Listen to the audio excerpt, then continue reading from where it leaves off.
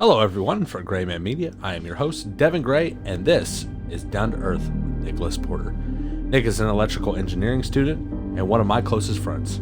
He's elusive on social media, so good luck finding him. You have to meet the legend to know the legend. Nicholas, how are you today, brother? Oh, pretty good. I'm not really a legend, just pretty humble, just trying to live my best life, trying to be positive in this climate and all that, but it's good to be here. In this climate? This climate, yes. What's going on with the climate? Coronavirus, what you mean? But also, elections coming up and all that, people are starting to get a little tense and all that. But so, just trying to have a positive outlook. But I'll say it again. Glad to be here. So, Nick, what we were talking a little bit earlier about, your college experience and things like that. What do you think is something that people don't understand about electrical engineering? Well, one thing that I don't think people understand is like how broad electrical engineering is.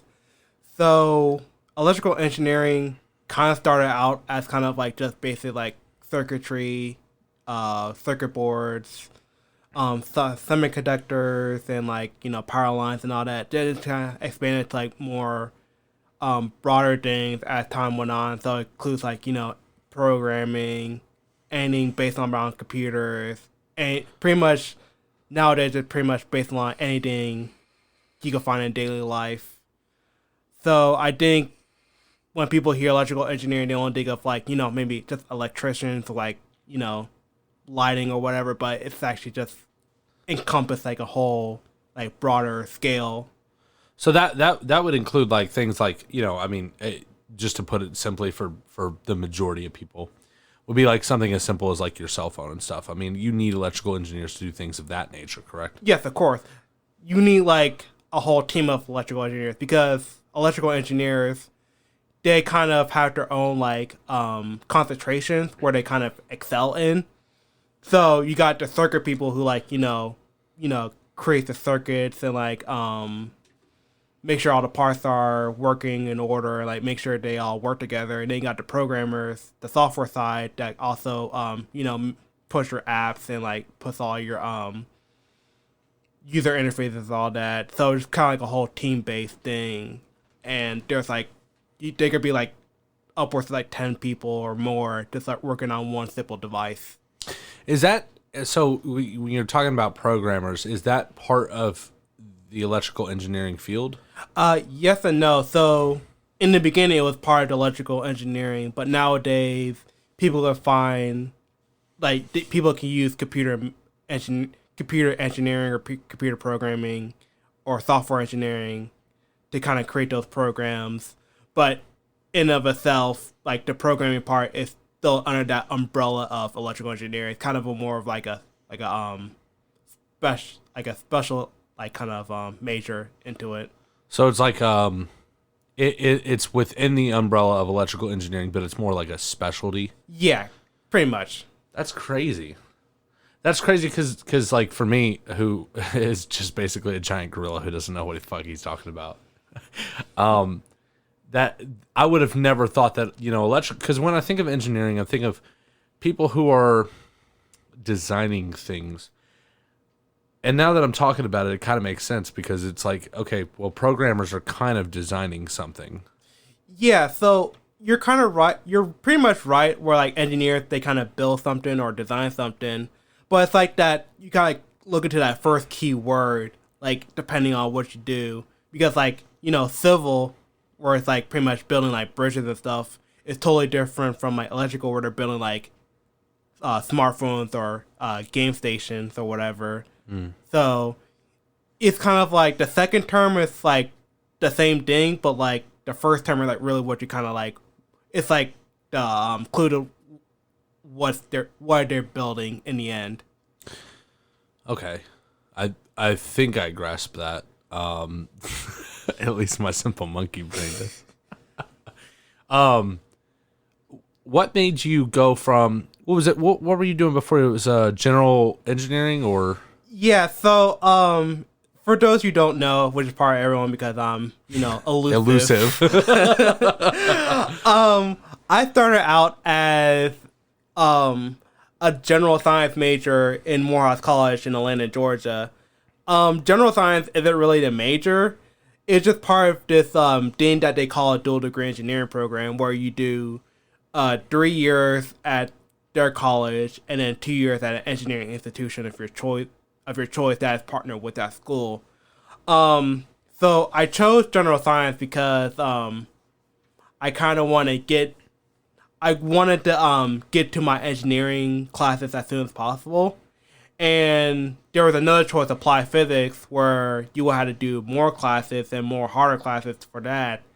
But I felt like I would get the same kind of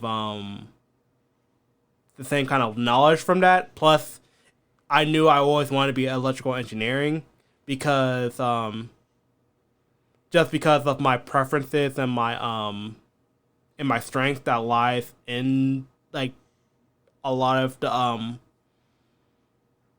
the topics that electrical engineering deals with. I feel like I was strong in that, so I wanted to go in that route.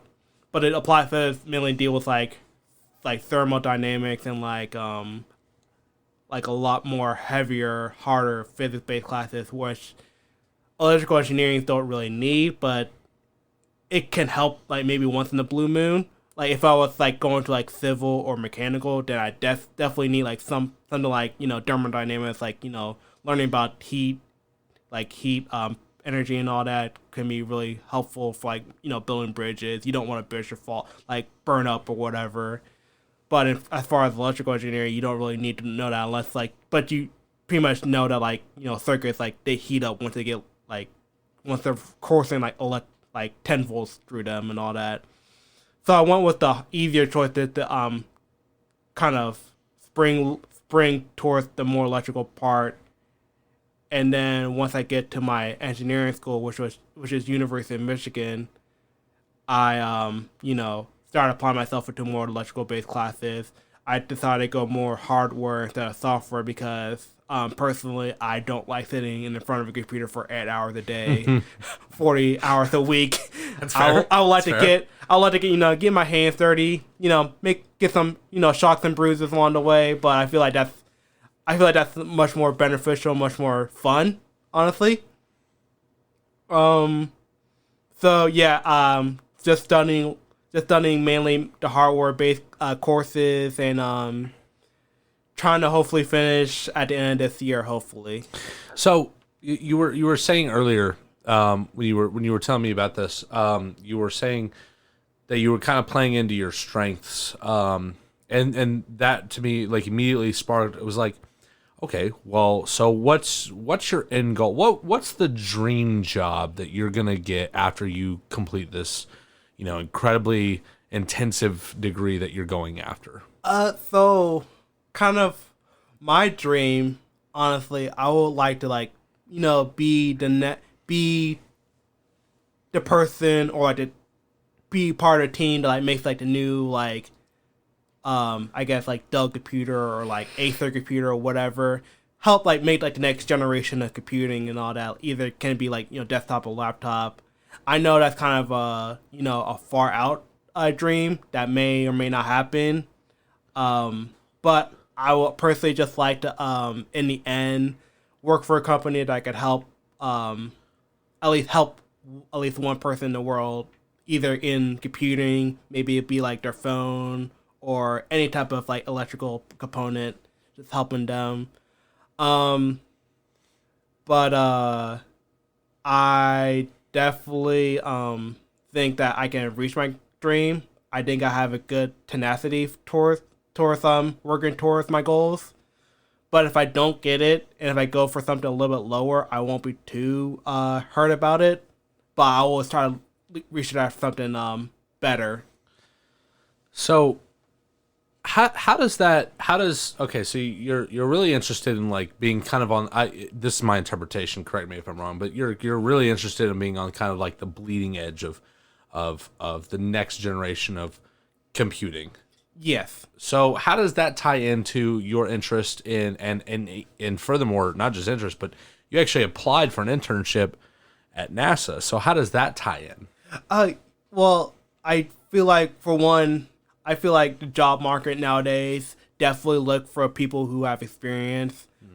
As far as what experience that is, they don't really say. They just kind of want experience. But it's like, I feel like that experience can help me learn more, even more as. I feel like I can learn more in an internship than as a student, even though it's kind of contradictory, because you feel like as a student you will learn like everything that you will know, but like you don't really know like what's on the field until like you're on the field, if that makes sense. Yeah, so like you can read it in a textbook a thousand times, but it doesn't prepare you for the first time you. It doesn't prepare you for the on hand experience. Yeah, right. Yeah. I feel like when I was trying to apply for the NASA internship, that one, it could be like another path I could follow, because I never know. Maybe I would enjoy like learning about the electrical engineering side of NASA instead of like the aerospace side, because everybody knows NASA about reaching towards the moon, towards the different planets and all that, but they don't know the inner machinations of it. And I would like to be part. I thought to myself I'd like to be part of the inner machinations, but this year happened and everything kind of blew up in flames. But I just thought to myself, maybe this will be a good chance for me. Maybe this will like broaden my horizons. And then maybe this will kind of help me, get that job that I was thinking for, because job lookers will be like, oh hey, look, he applied for NASA and he got in, like he worked for them and all that. Maybe I'll have a buddy there, like can help me out like what he actually did or something, or maybe it could show that like he had experience to actually do something meaningful. Like maybe I can give him a chance or whatever. So even though I applied for something that wasn't really in part of my dream, it could help me towards my dream. If that make any sense? No, that makes perfect sense. I mean, I think that ultimately it shows your ability to do generally what you're going for, but in the field. Right. And I think that that's important in anything, even as low as just restaurant work. I mean, I'm going to be way more apt to hire somebody who's worked in the restaurant industry than I will anyway. And I would assume that has to apply to everybody, right? And I think one thing that I learned for like my past like 5 years of just working like odd jobs and like having an internship and all that, like doing research under a professor at different schools, is just like, no matter what, and I feel like you could take at least one thing from like any of your jobs, and then you could apply yourself and like put it on like your resume, or like you can speak out to it, and like that could help you boost your kind of your image in a sense, like future job interviews. Because I feel like if you have nothing in a job interview, then it kind of like detriments yourself. But if you have at least something, you can latch onto it, and like you can like pull out some qualities or good features about yourself. Yeah, that's a fair point. So why did you? We talked about this a little bit before the interview, but why exactly? Explain it more in detail to me, because again, I'm not at this level of intelligence in any way, shape, or form, and I'm comfortable with that. But why don't you have a minor? Why don't? What's that all about? So I'll have to say it right now. Minors are kind of like, I think, person to person. Honestly, it just depends on how you're feeling.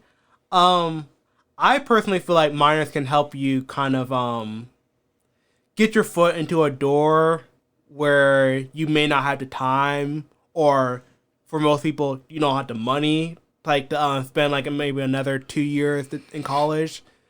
It can also help you kind of find like your quote unquote like concentration in some sort of field. Like for instance, like business. You may have people who talk out of their asses and stuff about like making trades and all that, but you have the more analytical people who like works on like spreadsheets and make sure this kind of business deal, working on a trend or whatever, they can use their math skills to kind of better understand those trends and kind of make better guesstimates. So they may need they may need or maybe even want a math minor to kind of boost their knowledge. Maybe some people who, like the math side of things, but they also want like English classes or whatever. So they may want to take an English minor just because. Maybe they also want to learn about psychology because they want to boost their kind of understanding about things. Maybe they just like taking classes or whatever. I feel like once again it's like all like it's pretty much a person to person basis. Maybe the job also wants them to have like a better understanding of math skills than normal business majors do.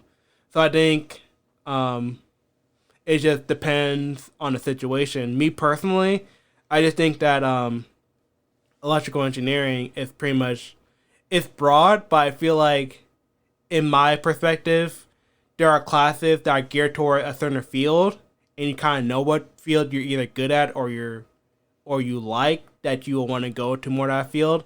Like for instance, for University of Michigan, they have different other classes that are separated into like 6 or 7 different topics, and like you had to choose a couple different topics to kind of get your field in. But for your major design class, which you're pretty much working on a project for the whole year and then presented to that, you choose from one class, from one topic, and then like you kind of get your feet in the door, like what's it like to be in that certain like, kind of field in that certain topic. So you think that the reason you didn't get a minor was because you just didn't think it was necessary for what your actual goals were? Yes, and also because I feel like I didn't have the time or the money to do it. Okay. Well, not the money. Because you got basically a full ride, didn't you? Yeah. So in more, you're like smart and shit.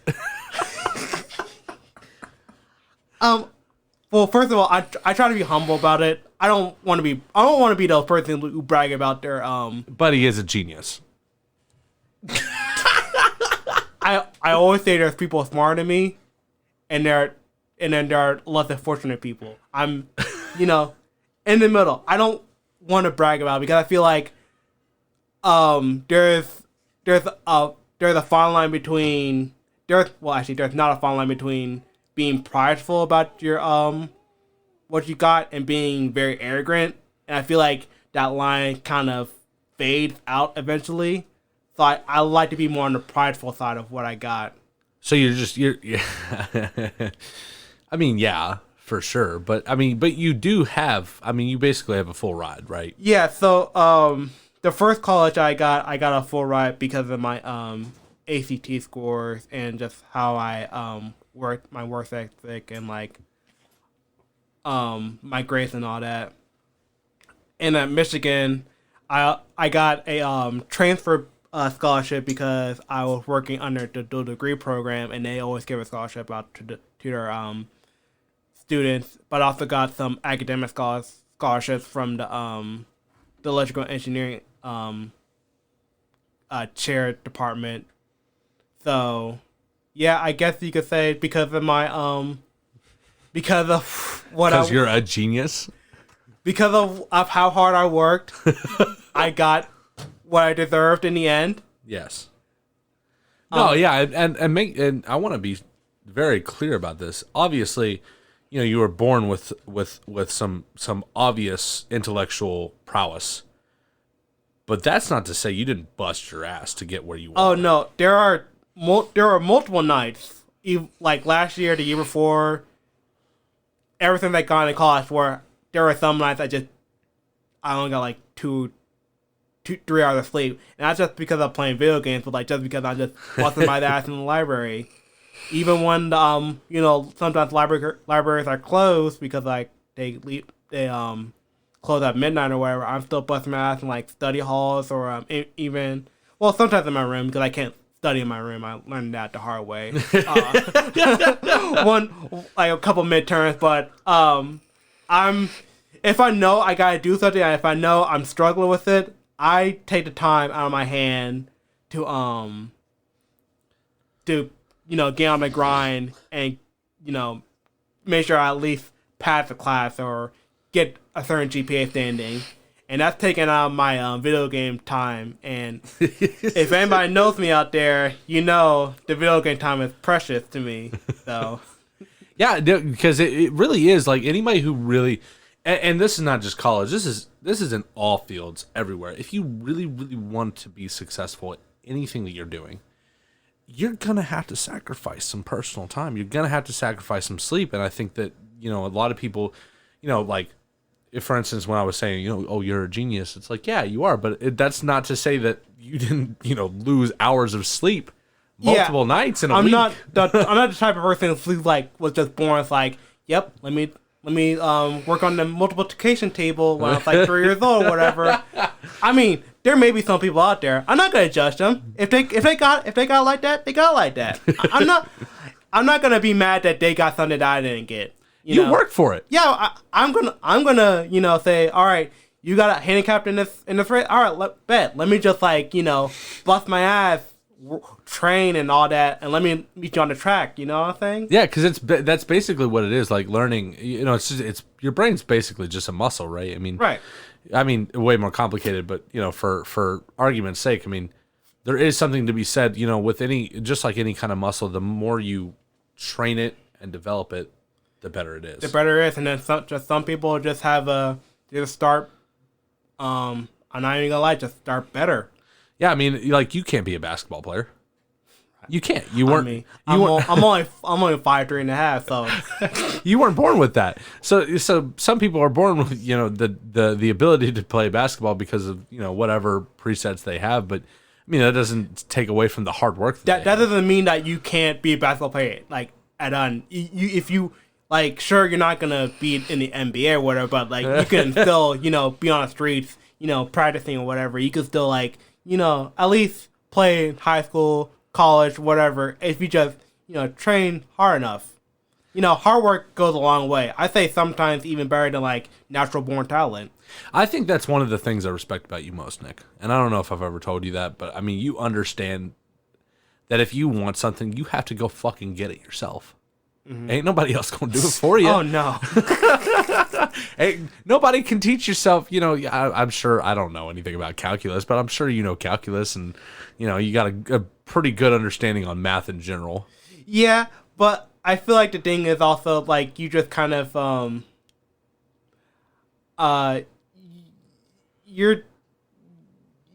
there's gonna be some things that you just get off the top of on the snap. Like some things you just gonna have to waste a month or something just to kind of understand.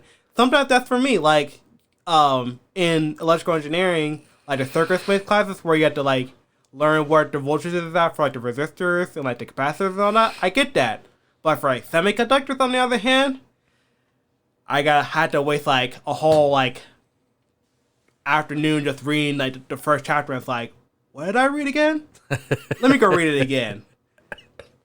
I would rather be reading Harry Potter or something than reading this shit. But I just gotta. I know this is gonna affect me in the future, so might as well understand it now than be in a job of what do I do now? And start making smartphone bombs or whatever. Oh my god, you just got me put on a list somewhere. Oh no. I have an interesting one. This isn't one that I prepared for you. This is just off of just this last little bit of conversation here. I think would be interesting to talk to you about. What do you think is going to happen when we actually program legitimate artificial intelligence? Because can I tell you my take on it? Go ahead. My take is very similar to Elon Musk's take in that it's going to be incredibly difficult to not try to use it as a weapon.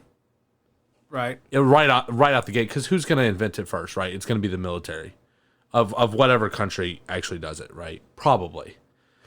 And or at least that's my take, because of the amount of funding that goes into the military. Right. And I think that if we automatically begin to use it as a weapon, I think that's that could really spell out the end of humanity. However, if we could resist that urge, I think it could do a lot of good. What's your take? I feel like to counteract that, what if the military doesn't work on it first? What if it's like some random schmo Joe in their mother's like apartment or whatever? Sure. Let's go that route. I'm not dissing on anybody, but just the hypothetical. Let's go that route. Like, tell me about it. On one hand, we could get like something like iRobot on this shit. We're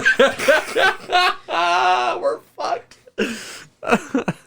But on the other hand, we can get like Gundam shit on this. You know what I'm saying? Like, giant robots battling each other. And the 9-year-old in me will absolutely love that second take. Like, the 23-year-old me understands that, like, maybe there's some more implications on that. But, like, joking aside, I feel like when we first make it, when it's, like, actually put out to commercial uses, because I feel like there are a lot of inventions that are made that were first used in the military and stuff that took, like, several years to go into the commercial district. Like, if I remember correctly, like, the microwave was one of those examples. Oh yeah, there's tons of examples. Like, for instance, like, yeah, the microwave was first used military, but then later on, people, they started putting it in people's homes and all that. I feel like it would be problematic. It would, first of all, make people lose a lot of their jobs, because a lot of those mindless jobs that random Joe Schmo down the street, works for like $7.25 an hour, uses, they can get like a completely AI just to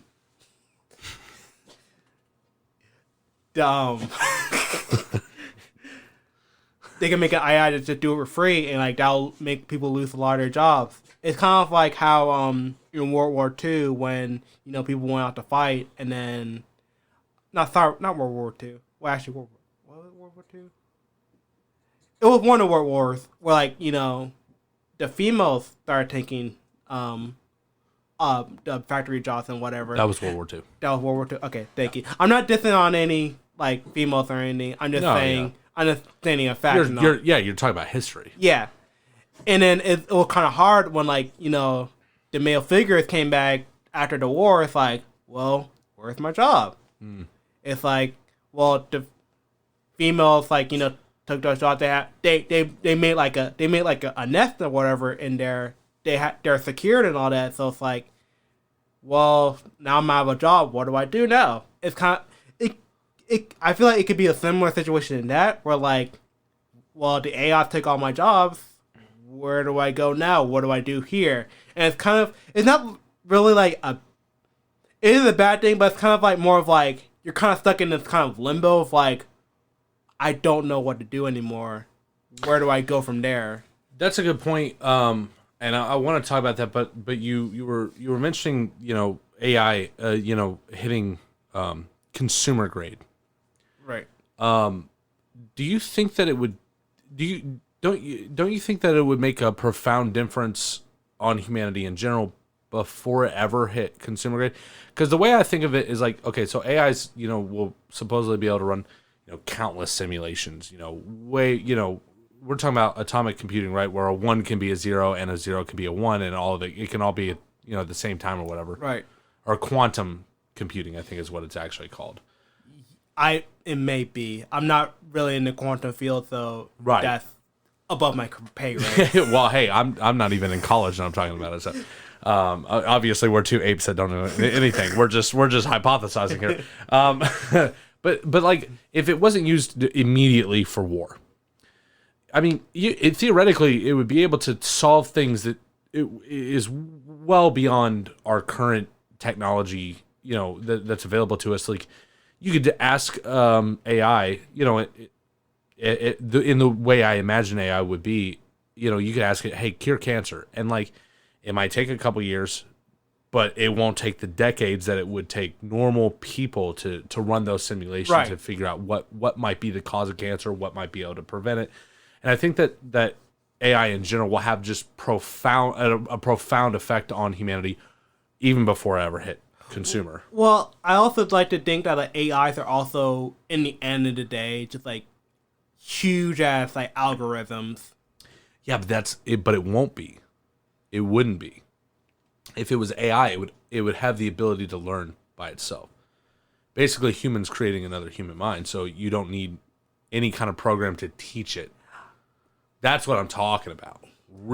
True artificial intelligence. But if you look deeper into it, AIs are actually just based on programs that like learn from a.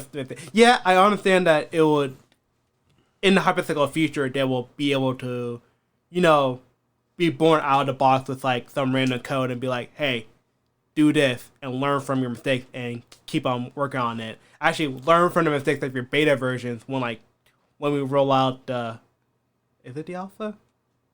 When we roll out the actual product, it will learn from the beta and like be 99.98% right and accurate. So what you're saying is that I'm trying to kind of reach into your head a little bit here. So correct me if I'm wrong. What it sounds like you're saying is that at the end of the day, it's still going to be a computer code and it's still going to have to be programmed by people, which means that no matter the amount of intelligence it can gain, it ultimately it is just a code. Unless like for some reason somebody makes like a computer program that makes, hey, make this program for me or whatever. Like that's maybe one scenario, but whatever. That's like one scenario, but it's like at the end of the day, I feel like computers kind of need humans to kind of come into the existence. And I mean, yes, like maybe 20, 30, 50 years down the road, they have programmers that makes programs or whatever. Mm. But I feel like humans will be at the end of the day be like the first step into that plan. Now the real question will be like whether that human has like morals or can think about humanity in a somewhat positive way, because I feel like humanity as a whole is pretty selfish. Oh, incredibly. But there's levels of that selfishness. Like parents may think about themselves first of all, then maybe think about their kids and so on and so forth. Maybe they think about their kids and themselves, whatever, depending on how much selfishness they have or whatever.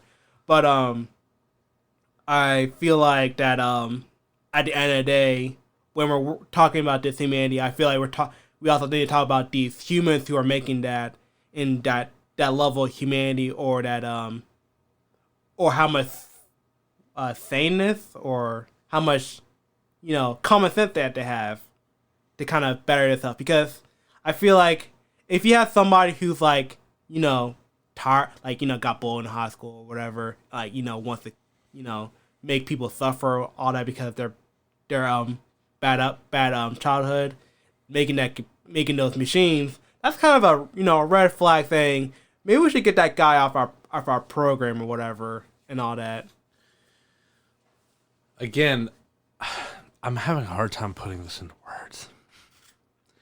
Because it sounds... I'm sorry, I'm not really good with words either, so... Yeah, no, you're fine. It just... Because the way that you're describing artificial intelligence, it sounds to me like you think... Basically, how I imagine artificial intelligence is essentially impossible. That you could create something that is, for all intents and purposes, way more intelligent than a human being can be. And I don't mean like... Because obviously your phone, I mean... because of the access of the internet, way smarter than a normal person. They build robots that can play Go, that can beat a human, right? Right. But like sentient. Yeah. So I actually had a class about this last semester at University of Michigan. It was called Mind the Machines. It was talking about the ethnic side of computing. Like, can computers think ethnically? Can they have morals and all that? And then we went on a whole bunch of not really tangent, but a whole bunch of like readings and stuff about that. Like how would you design ethnical computer that has the same ethnicity of humanity? And one of the main key things that I had in the back of my mind is like, well, what if that human wasn't ethnical at the end of the day, making that computer or making that program?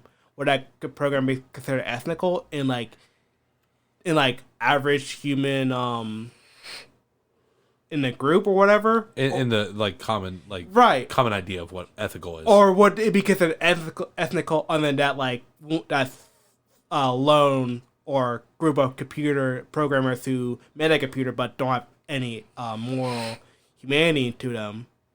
It was kind of a very interesting class. Unfortunately, it was kind of cut short due to coronavirus. That kind of put a damper on everything, like a lot of things. But it was like at the beginning of the semester, me and my pal Eric, we were very interested in it. Like, granted, we had to take humanities because we had a fulfill requirement for our degree, but it's like, better for us to take a humanities that, may have a little bit of work or whatever, but be interested in that topic than take us like some random English class or whatever and be not interested in it. Okay, so we're gonna get off this because I'm having a hard time wrapping my head around some of the things you're saying. So, you brought up coronavirus, right? What does your mom do for everybody who at home who doesn't know? Oh, so my mother is a respiratory therapist, which is pretty much basically somebody who specializes in like anything that deals with like the lungs or like breathing problems. So like from like as small as like mild asthma to as big as like cardiovascular. Bingo. Like cardiovascular problems or whatever she deals with. I don't really know the specific that she works with like nowadays. Well, you're not a medical student. Yeah, I'm an engineer. What you mean? No, but that's. Do you worry? I mean, she's literally in the field where coronavirus is prominent, right? Well, she doesn't work in like a specific like hospital, like a big like hospital. Yeah. Like she works in the Veterans like Affairs, which is pretty much like a hospital for like elderly veterans or whatever. Oh, so she works for the VA. Yeah, pretty much. Okay. So she's not really in the thick of it, but like, it sometimes crosses my mind. But my thing is like, from what I know, and I don't record on me this, but like. Oh, we're literally recording right now, but. Yeah, shut up. But, everybody fact check him right now. I think she didn't lose her job or anything. She may have worked like, at home for like most of the time. Like she sometimes works at home nowadays. But it's like, she still goes to work. She doesn't like feel anything or whatever. And honestly, I don't feel anything after those 10 days. Plus, I stayed in Michigan for about 2 or 3 months or whatever. And Michigan's population is very heavily like international students. So I feel like if I did get the coronavirus, I would have got it then. And then like not get it because I feel like, after you get it at a certain point, you kind of built that your immune system built that immune to it. And plus, since I haven't really been with her at the start, I came back home in May. If she did get it, she would have gone been like at the start of it, dealt with it and all that, and became get better. So, and I haven't really been feeling sick other than like my usual, next to like a dog or a cat or whatever, can't breathe for like, the next day or whatever. Asthma's the son of a bitch, huh?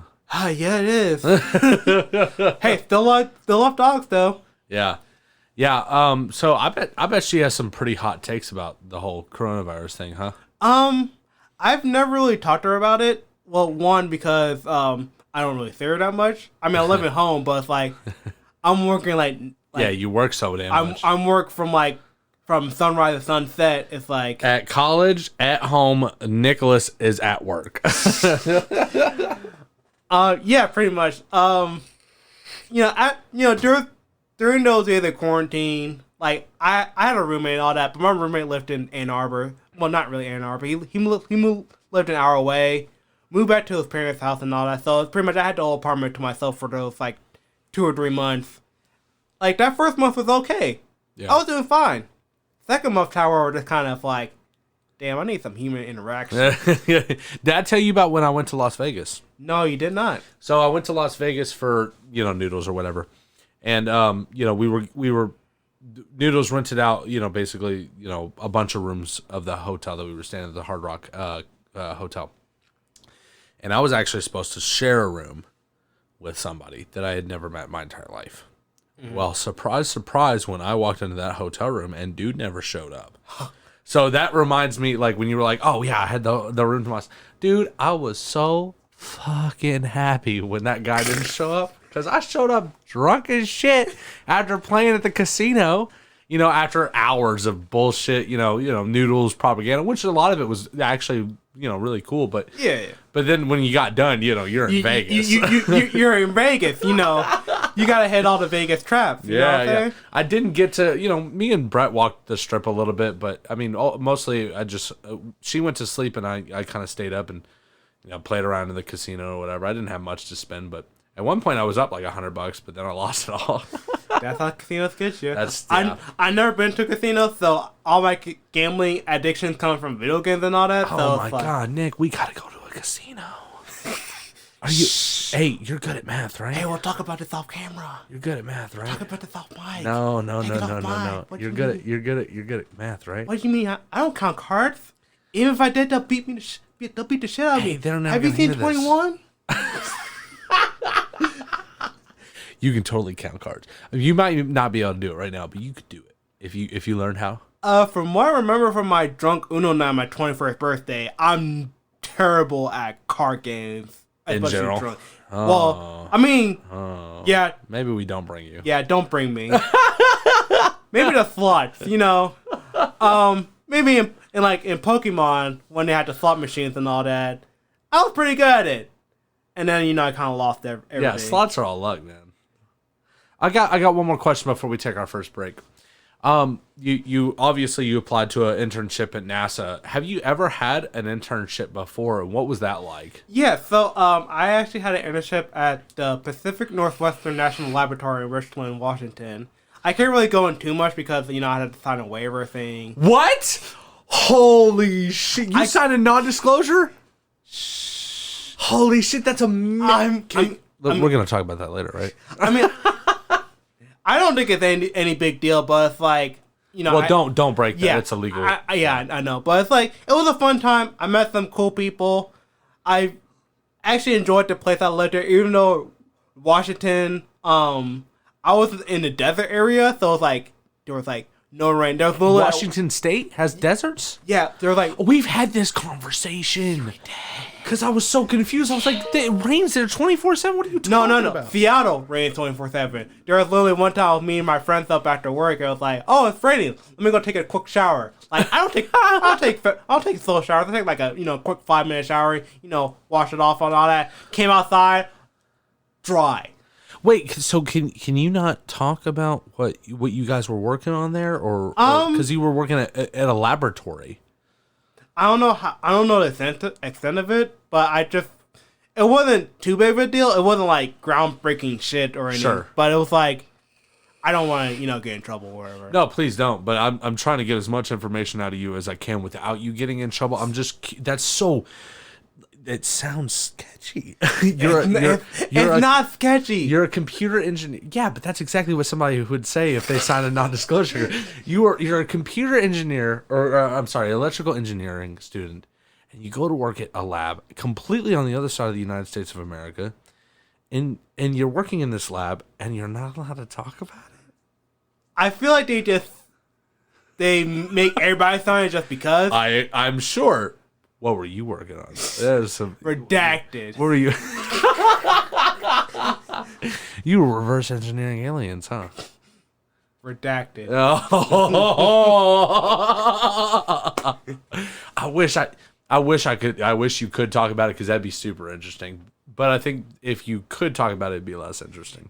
Yeah, honestly. I don't really remember like if there was any specifics to my non-disclosure agreement. Right, don't break it. Yeah, don't break it. Better be safe and sorry and all that. Absolutely. Did I tell you? I don't know if you've seen. You know what this is? Well, no, I don't know. So this is a box of a case of a beverage that we've been buying. We're trying to get them sponsored. It's literally just mountain water. It comes from the... Where does it come from? Australian Alps. The Austrian Alps, not the Australian Alps. The Australian Alps, where the Great Emu War happened. Great Emu War. The Great Emu. No, but it's called Liquid Death Mountain Water, and we've been trying to get them to sponsor us, and hopefully not get sued by using that little soundbite there. I wish I could give you a can, but I can't. Nah, that's fine. Yeah, I'm sure you kind of have 3 open beverages over there. You got a what do you got? I got a Capri Sun, an Angry Orchard, and Woodchuck. And a woodchuck. I'll drink it all. Don't worry. I'm not worried. We're gonna take our first little intermission. When we come back, we're gonna talk about a little some more personal stuff. We're gonna get out of the little education subject that we've been doing for the first hour. But yeah, we will return shortly.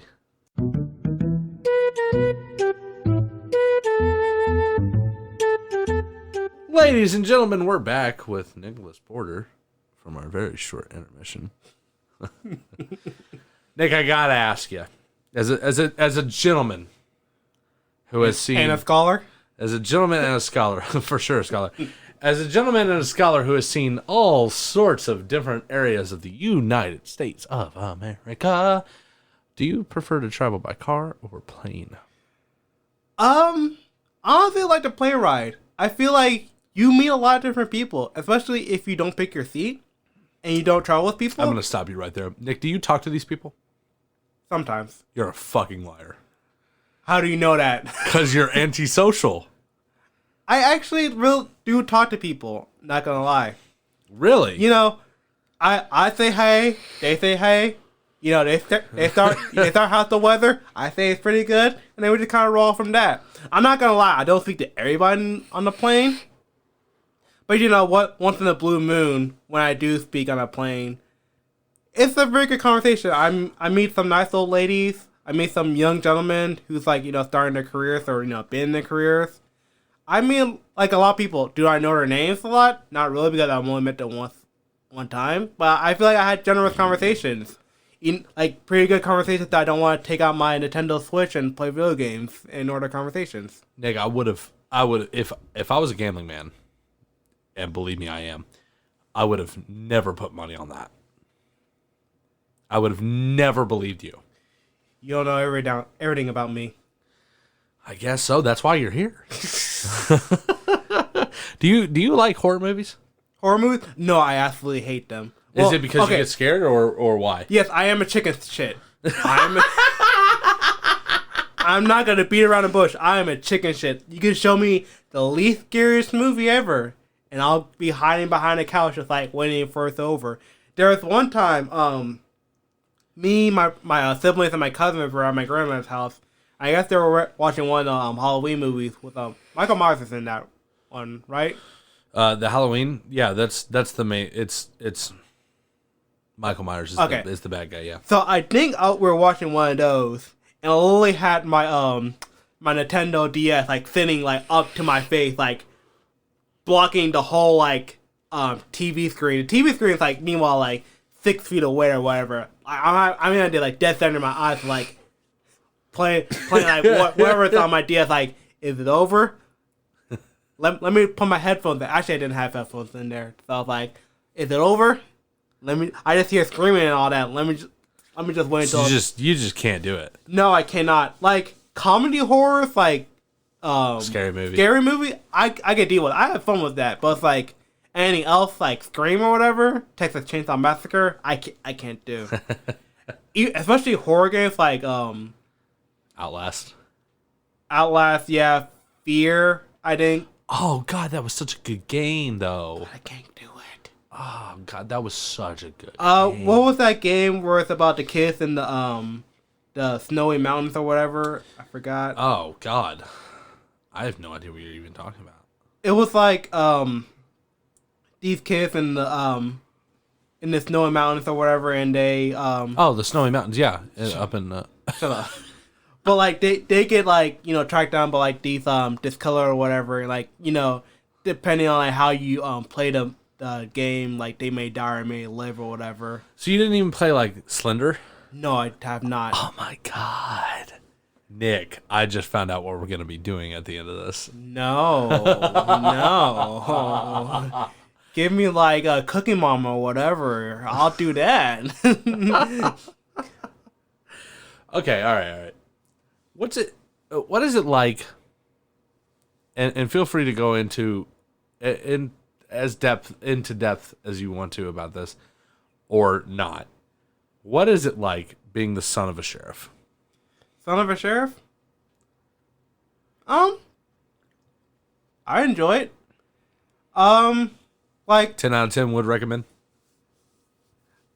it's not a 10 out of 10, but it's not like a 0 out of 10. It's and it's not whatever, but it's not like the best thing ever. You know what I'm saying? Like there were some times like he's picking me up from like marching band practice or whatever, and I remember this one story or whatever. It's like me, him, we had to go to the bank or whatever, so we were on Barstown Road and stuff. Like we were getting out of like the little plaza or whatever and going to the light, and there was, I guess, one like lady in front of us or whatever, and the light turned green or whatever. She didn't like see her. I guess she was on her phone or something. You know, my dad honked the horn one time, and you know he was in our old Jeep that unfortunately we don't have anymore because it just Crap down on you. crapped on us. It's been in our family for about since I was like 4 or 5 or whatever. So that's been a while. about like 19, 18 years or whatever. Yeah. But you know, he honked the horn or whatever. She flipped a bird on him and all that, and like drove away. He, you know, immediately like, you know, sped up, you know, got right next to her, saying like, pull out a badge and all that. It's like, you don't try that ever again. It's like, and then apparently from what he told me, right, she was like all like, she got like flipped the script like 180, like completely like, oh, I'm so sorry, I'll never do that again. And all That's that. how it goes. And you know, kind of drove off or whatever. That's kind of like one of the only stories I found. I feel like whenever he's like in the sheriff car when I'm riding with him, kind of like the roads are kind of, you know, safer because, you know, they got like a sheriff looking out and all that. Yeah. So it's like, shit, best not speed up here. I don't know if a stickler he is. There was another story. I think we were driving towards one of my ACT practices when I was in high school. Like, I guess somebody had somebody didn't update their registration on the back of their car or whatever. Did he pull him over? He pulled him over Holy to an Applebee's and gave him a warning and all that. Can sheriffs do, like, can they issue tickets and stuff? Because don't they normally work just mostly within the courts? Yeah, so my dad mostly works in the courts, but I feel if he sees something, I feel like he'll do something. Like, yeah, it's kind of his duty. And he gives him a warning and all that. I haven't seen him, like, you know, actually give him a ticket, but it's like, you know, maybe next time you won't meet, like, you know, not like a nice like officer or whatever. You make like a sticker who had like a bad day or whatever. It's just like, fuck it, I'm gonna fuck somebody's life up. But it's like, you know, he'll say, you know, have you noticed that, you know, your registration is like, you know, out of date or whatever. Make sure you get it like updated next time or whatever and all that. You ever seen him be a hard ass? Trying to think. Besides towards you.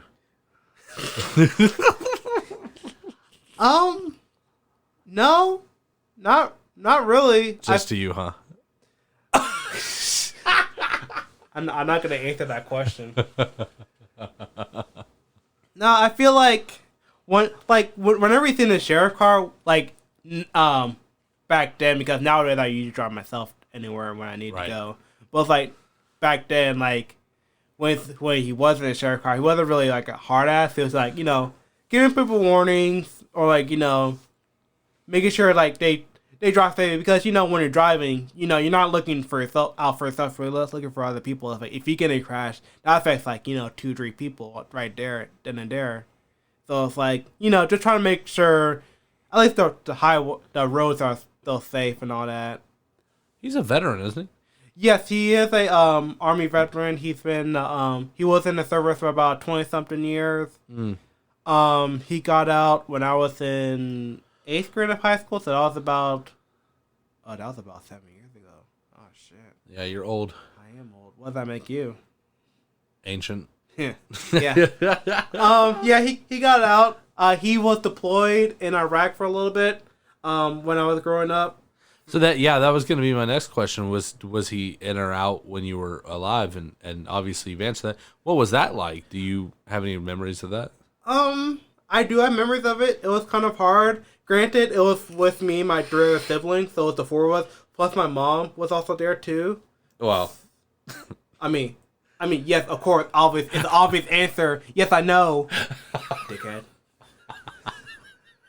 But I mean, it was hard, but we got through it. Plus, my mom went back to school for that to get her her degree for respiratory therapist and all that during that time. So I feel like I had to kind of not really grow up fast, but grow up quick and kind of. You're a grown up?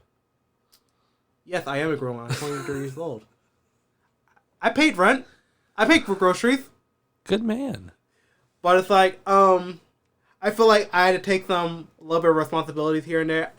Obviously I have my older brother with me, so it's he take more of the responsibilities. But I feel like I kind of had to, be mature for a young age and kind of be helpful around the house and all that. That was during the time when we lived in actually Georgia before we moved here, and it was a struggle at first, but I kind of got used to it. Like every other day, you just kind of have to, get through the motions, learn what works, learn what doesn't work, and just kind of learn from there. Honestly. Yeah, I mean, I can't even pretend to know what that's like, but I can get what you're saying though. What's your favorite Star Wars movie, and why are you wrong? Fuck you. You don't even know my favorite Star Wars movie. So what's your favorite Star Wars movie, and tell me why you're wrong about that opinion. Fuck you. It's a toss-up between 5 and 6. Okay, so tell me why you're right. Wait, what's your favorite Star Wars movie? 5 or 6, I lean... Okay, so it's complicated for me because, I think ultimately, every time I think of Star Wars, I think of Episode 5. Of the prequel trilogy, the first one that I saw that I could remember, or I'm sorry, not prequel, the original trilogy, the first one that I saw that I could remember was Episode 6. However, the first Star Wars I ever saw that I actually remember was Episode 1. And so now that I'm an adult, I understand that, Episode 1, not really all that great. It's not great, but it's still a good watch. Yeah, I love it. Look, here's the thing. And my friend TJ put it best. There's spaceships, there's lightsabers, it's Star Wars. That's all you need. I'm going to enjoy it no matter what. But, now as an adult, I can realize that, they went really kind of weird with Episode 1. Obviously, Darth Maul was dope. Qui-Gon was awesome. I loved seeing the origin story of Anakin Skywalker. And really, you could make the argument that the first 6 movies is really just the story of Darth Vader. Right.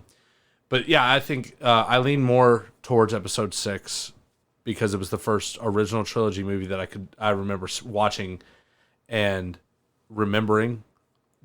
Also, number 5 is amazing because anytime I think of Star Wars, immediately my mind goes to those AT-ATs on Hoth. Episode 5 has kind of some of the best not really space battles, but the spaceship battles, the Hoth battles. Dude, it was so dope. The Luke, I am your father scene, just so iconic. Yeah, it was the whole plot twist. I applaud them for honestly, it was kind of a downer ending for Episode 5. Luke, well, not finished, but started and kind of sort of, went through his Jedi training and all that, fought Darth Vader and all that. But then again, you got Han Solo, got frozen. Luke lost an arm. It was definitely a setup for the next movie. It was set up for the next movie. It was a cliffhanger for a minute. It was oh shit, that cliffhanger was so bad. I need to watch it. You have to see the next I have to see the next one. It's the same thing how it got from like Avengers: Infinity War to Endgame. Like it's like Oh, dude, we're gonna get there. We're gonna get there. Yeah. Okay, but like the ending, it wasn't so much of a down. It's like I had to see the next movie. Yeah. I had to see it no matter what. Yeah. Even though if I may not like this movie or whatever, I had to see the next one. So, like I was saying about the whole, like, there's lightsabers, there's, it's Star Wars. I'm going to enjoy it. A lot of people don't like the Disney movies. I'm not a big fan either of the trilogy, right? I think that the Star Wars stories that they did, I loved Solo. I loved Rogue One. I think arguably Rogue One might be one of the best Star Wars movies of all time. I have not seen all of Solo just because of like people were bashing on it. I'm trying to give it a second chance, but I just don't know when. I honestly like Rogue One from when I watched it. Yes, it's not typical of the Star Wars movie from like what we've seen, and that was like 8 movies like since then. But it's like it had like an original plot, original characters that Yes. maybe not like what we used to, but they were likable. They were enjoyable. Yeah. It told us a good story, like a standalone story, even though we kind of knew where it kind of ended, given the whole pretext, like, oh, we got a Death Star plans. Really? Okay. Well, yeah, we knew that part, but did you expect everybody to fucking die? Yeah. Did you?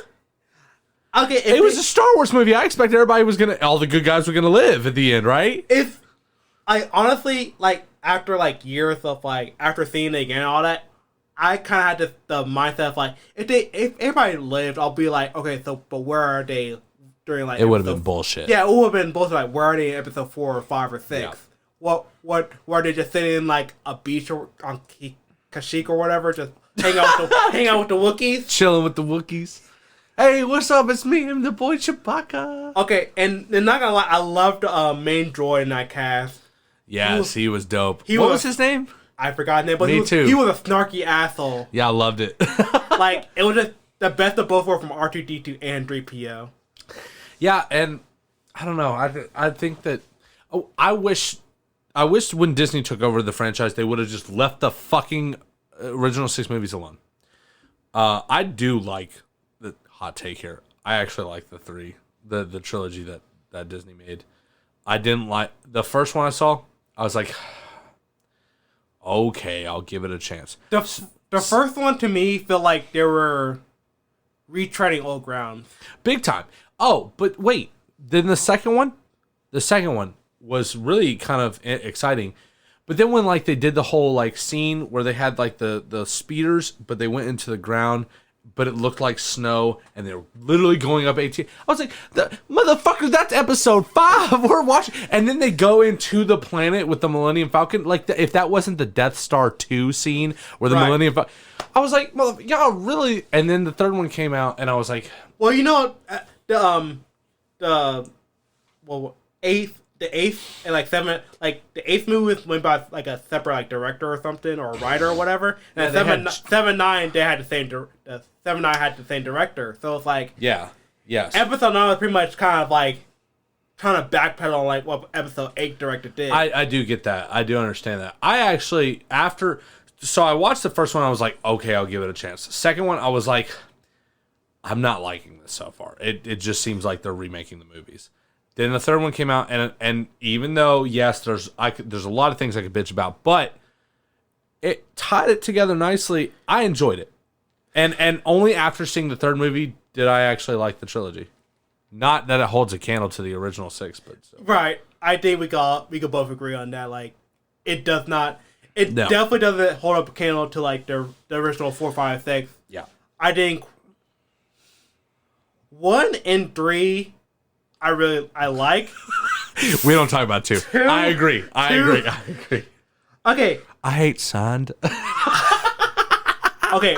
Retroactively, I only like 2 because in Star Wars Battlefront 2 on the PS2, Dude. that map where like you fight against like the the bug people, Uh-huh. That Geonosis.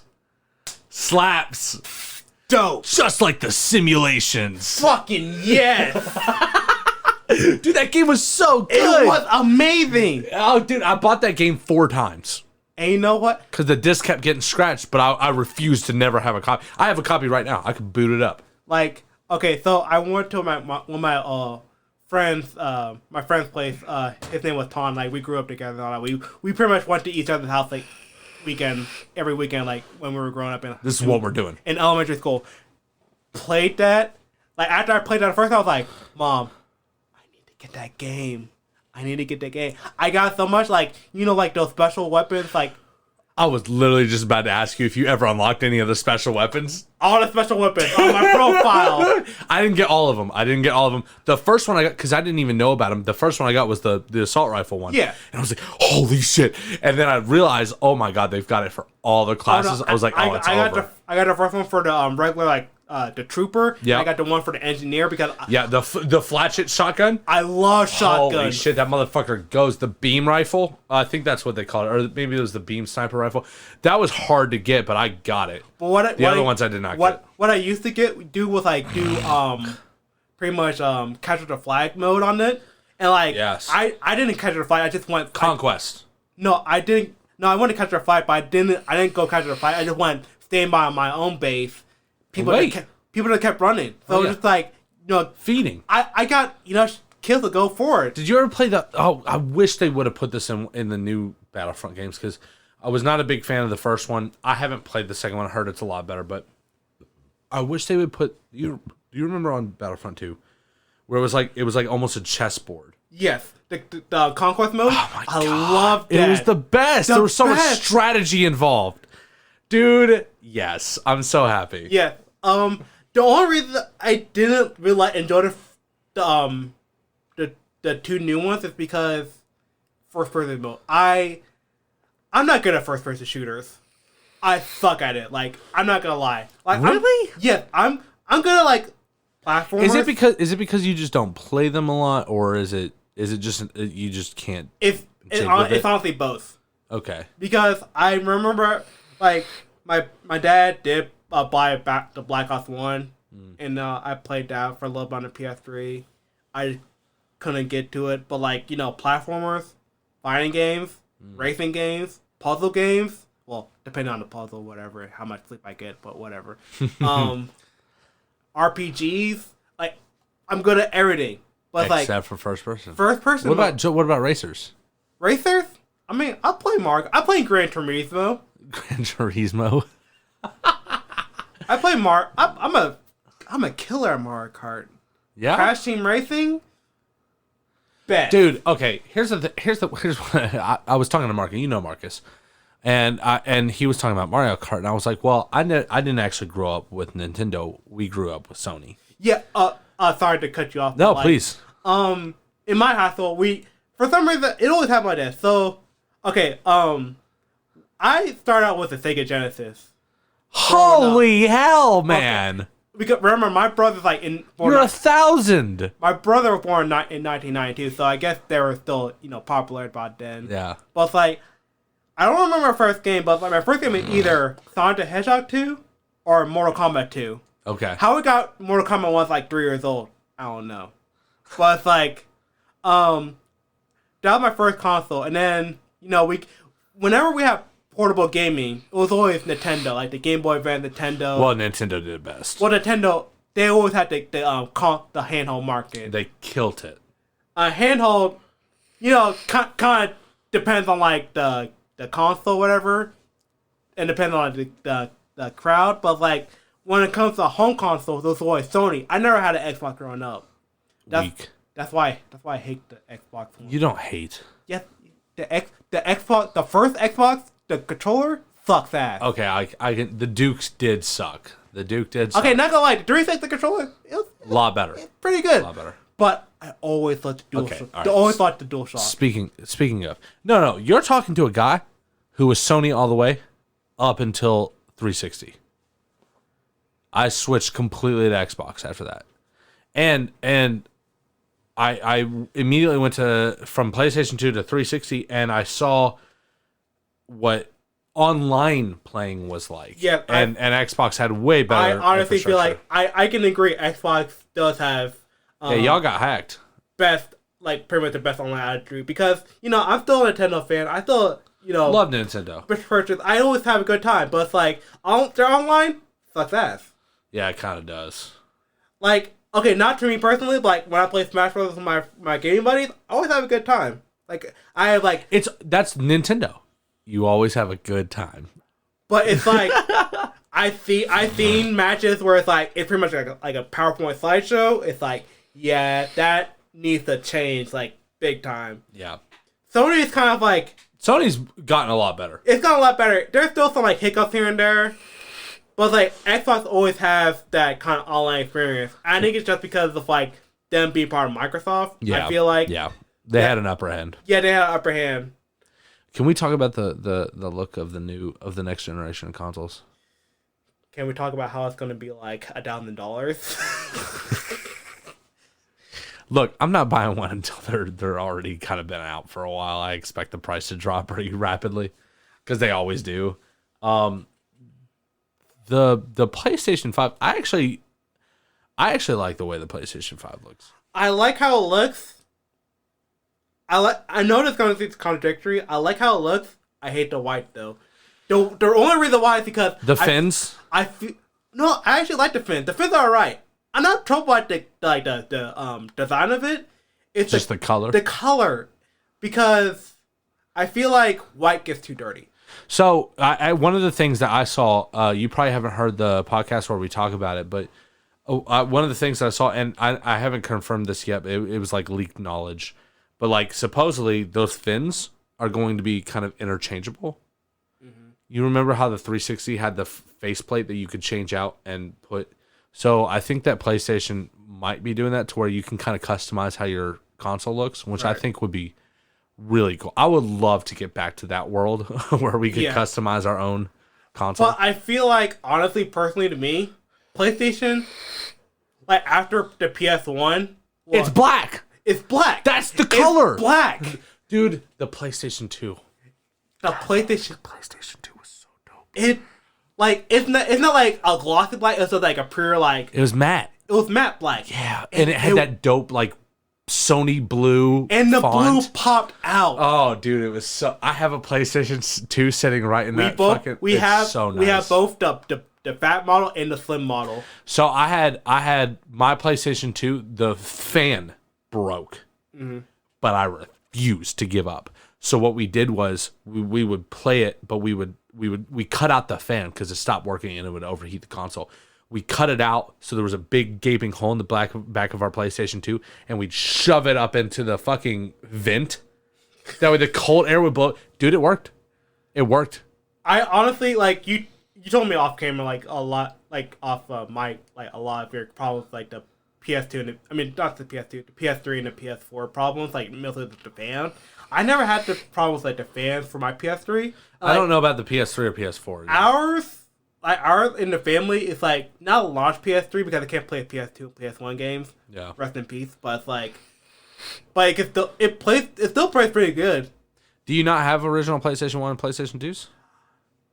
Or do you just not have them hooked up?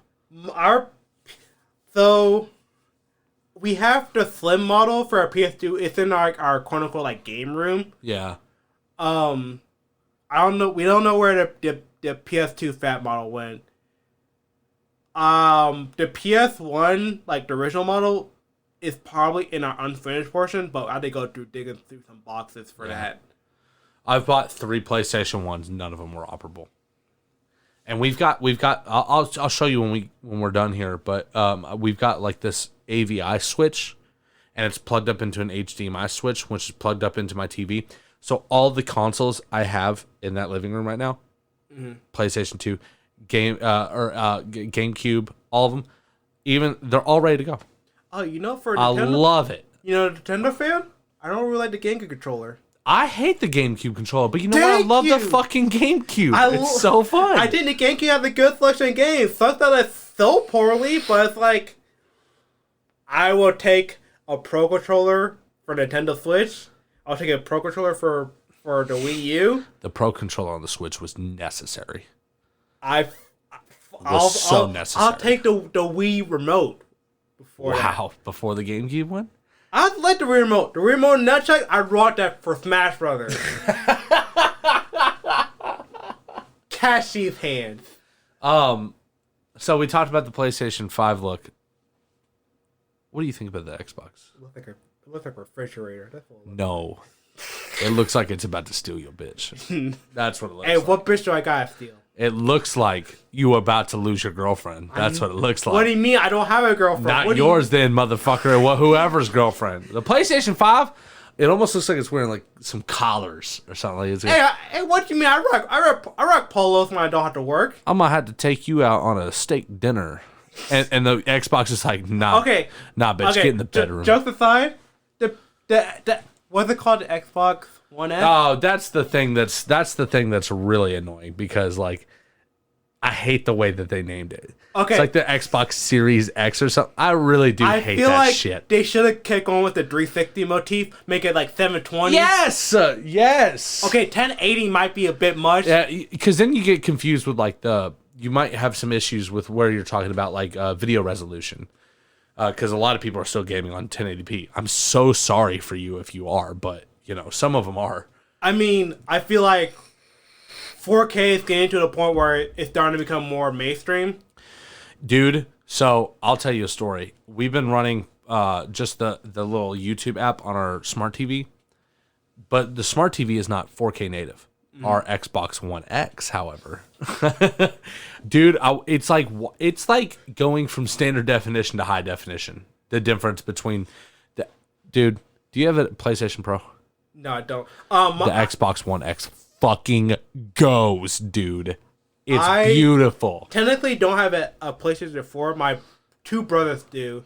So like so when it came to a point where I need a new console because I'll pretty much run my Nintendo 3DS for the whole like 3 years of college. So it's like actually that was fun shit. That was my first purchase when I first got my first job on Nintendo 3DS. I still have that thing.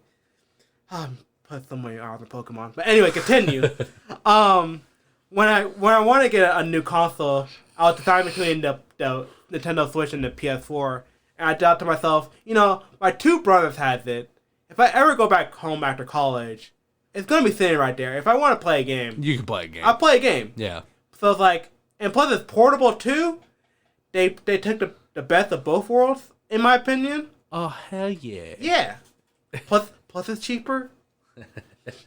But anyway, going back to the Xbox, I feel like they need to change the naming schemes I hate the naming scheme. I agree with that. because I feel like when you're talking about the first Xbox, you say that the first Xbox or whatever.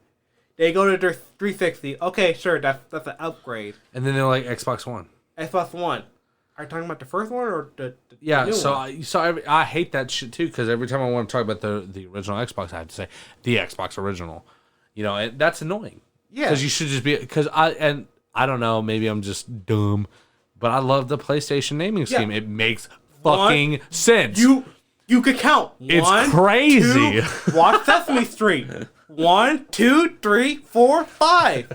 You know, okay, Nintendo, but it's like they all had different names.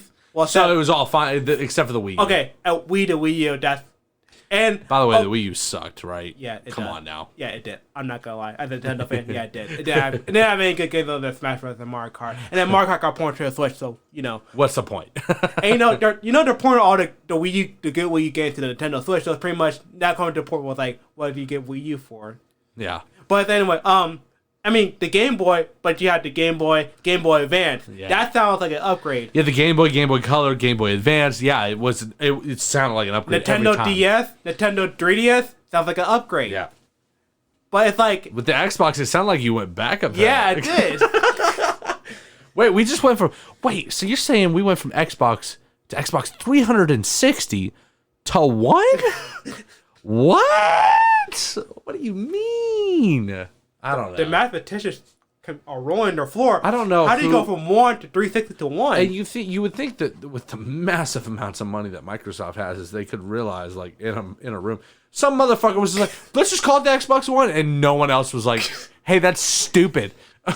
Everybody else was like, Yeah, that's a really. It must have been like an exec or something. Like it must have been somebody really high up. Or it must have been like a breezy daylight. Like they had 20 different topics in the room. They're like, all right, we need to decide a name on the Xbox, new Xbox, Xbox One. Okay, good, whatever. Move on to the next topic.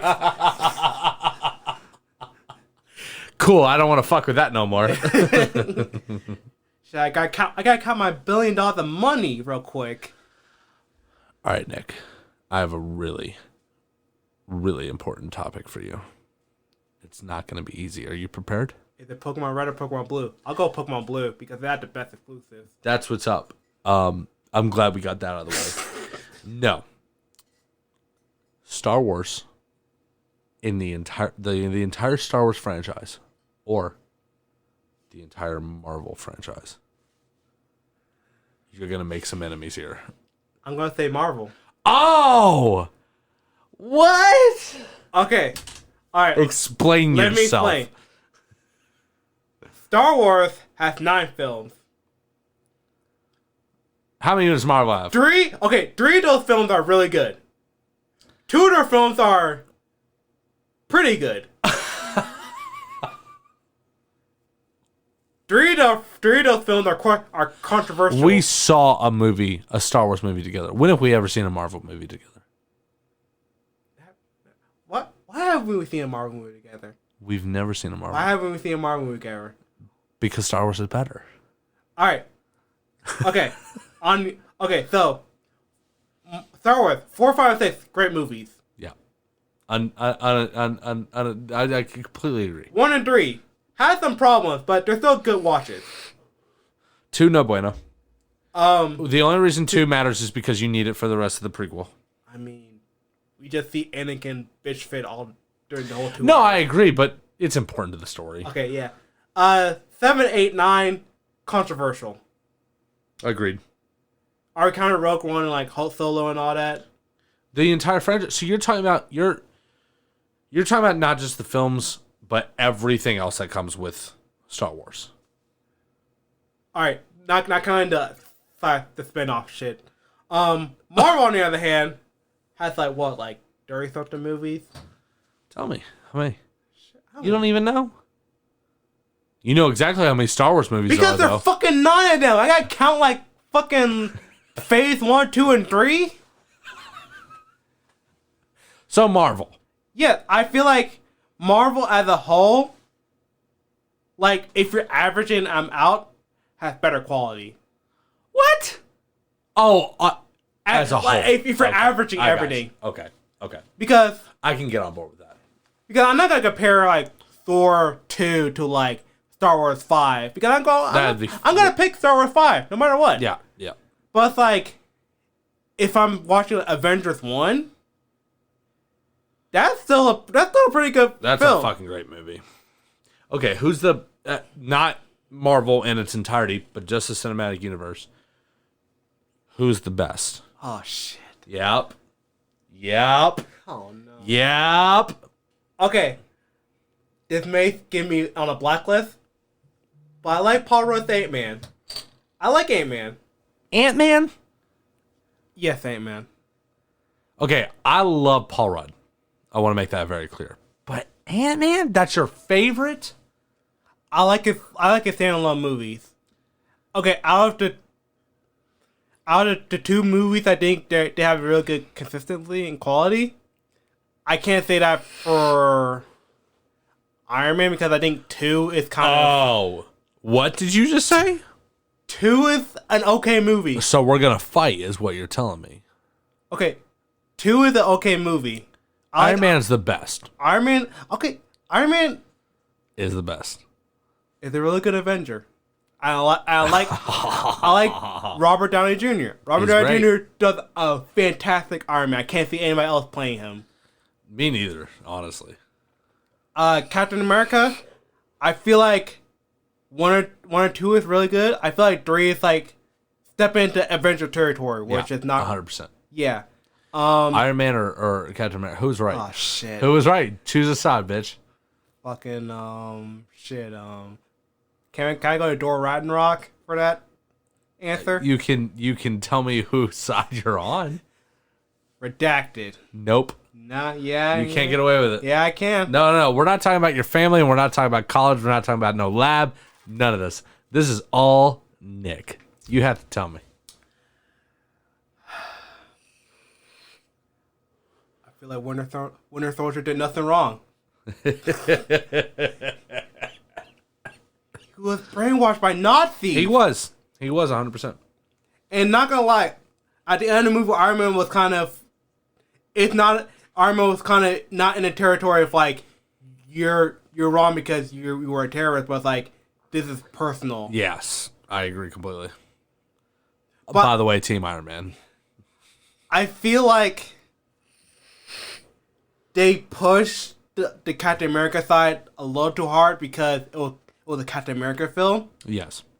I feel like if it was more of an adventure film, I feel like we would have given a lot more kind of balance. But I feel like they did give some good points towards Iron Man.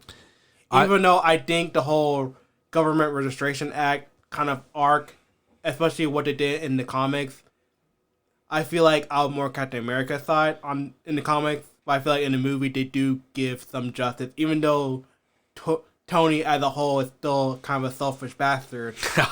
He so is, right? I feel like they do give him a good arc during those whole movies, especially like, dealing with his PTSD, dealing with the whole his whole like consequences of the actions, all that. And he was a good parental figure to Spider-Man. I feel like he kind of really good. And by the way, Andrew Garfield, okay, Spider-Man. I always say, Tobey Maguire, good Spider-Man, bad Peter Parker. I can agree with that. Andrew Garfield, bad Peter Parker, pretty good Spider-Man. Yep, I can agree Tom with that. Holland gets that good balance. Tom Holland's amazing. I think he strikes that balance really well. Because when I see Peter Parker, I don't think of like Andrew Garfield like kind of like nerd, but he has a condescending attitude towards everybody. Yeah. He seems too well liked. Yeah, I feel like Tom Holland's like Peter Parker of like, geeky kind of like, he's still a kid, and all that. Still a kid, still trying to learn the ropes.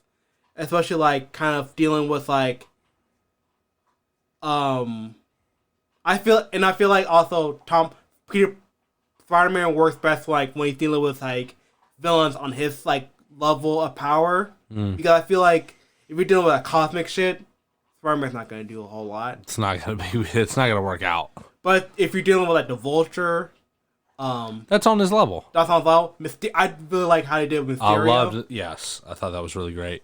I don't know what they're doing with the Dirt film. You think they're gonna bring it back? Oh yeah. Because I know there was a lot of beef between Sony and Marvel about it. I feel like it was too popular and made too much money for them to. Yeah, because there's no way they didn't both make enough money, right? Oh yeah. Yeah. Okay, I'm glad we're in agreement on that. But I feel like I don't know what they're gonna do because I feel like they got across the 3 different Spider-Man. I feel like they got through like a lot of Spider-Man's major villains. Like they got through Doc Ock. Yeah, but it's a reboot. Like they could redo Doc Ock, Yeah, and Green Goblin and stuff. But I think my dad put it best. He's like, Spider-Man for Marvel has like a lot of animated cartoons and a lot of movies and a lot of TV shows. It's like you do so much of Spider-Man that's gonna feel like samey. But then on the other hand, it's like you can't do like something like Carnage without like bringing a Venom in the Spider-Man movies. Yeah. Do you think that that's possible to bring Tom Hardy's Venom into kind of mix that with Tom Holland and Marvel's Spider-Man? Well, on the one hand, I feel like Tom Hardy's Venom is kind of too mature for that world Spider-Man. Did you like that, by the way? I only seen it like one time. I want to watch it again. I always watch a movie a second time to get a good like general basis. I really enjoyed it. From what I thought, I liked it. Like there were some problems, but it's like what movie is perfect. Yeah, exactly. But it's like I feel like I need to get a second viewing just to get like a good opinion. Like Deadpool, like I saw like 3 times, and I think that's still like an amazing like comedy movie. It deserved the M rating. Oh And yeah, I think if you try to do anything less, it would not it, have it, worked. it wouldn't work. And I think that I feel like they did the same thing with Venom. Like I think Venom needs the R rating. Mm-hmm. I don't think they took it far enough. They feel like they were still trying to teeter-totter between the two. Yeah, I felt that the first time, Because Venom could have been really dope. It could have been really cool. especially with the context of the symbiote and Venom in general. I feel Yes. like definitely it could have been really dark. And if they're supposedly bringing Carnage, because in the comics Carnage is like a fucking psychopath, Yes. just from the symbiote and plus from who's possessing him. And you didn't really get to see a whole lot of Carnage in that movie either. Well, they didn't really bring him. It was like a Venom movie. Yeah, I know, but like that was the symbiote that they fought to get on the rocket ship, right? It was Carnage, right? Or am I tripping? Was it somebody else? I don't think it was, because they would have made a bigger deal about it. Who else was it then? 'Cause there were two of them that were fighting at the end. There has been a whole I'm not one to follow like a lot of comic books, so I don't really know, but I feel like You're just a movie geek. I'm a movie geek and I know comics from like just looking up on Wikipedia, honestly. But I feel like if they would have put a Carnage, because what color was the symbiote? Because Carnage just usually red. I'm gonna have Jessica look it up. Who the enemy was in Venom, but I swear it was Carnage. Because I know the symbiotes like can pretty much asexually spawn, like their offsprings. And I didn't know that. And I know for sure, like in leaked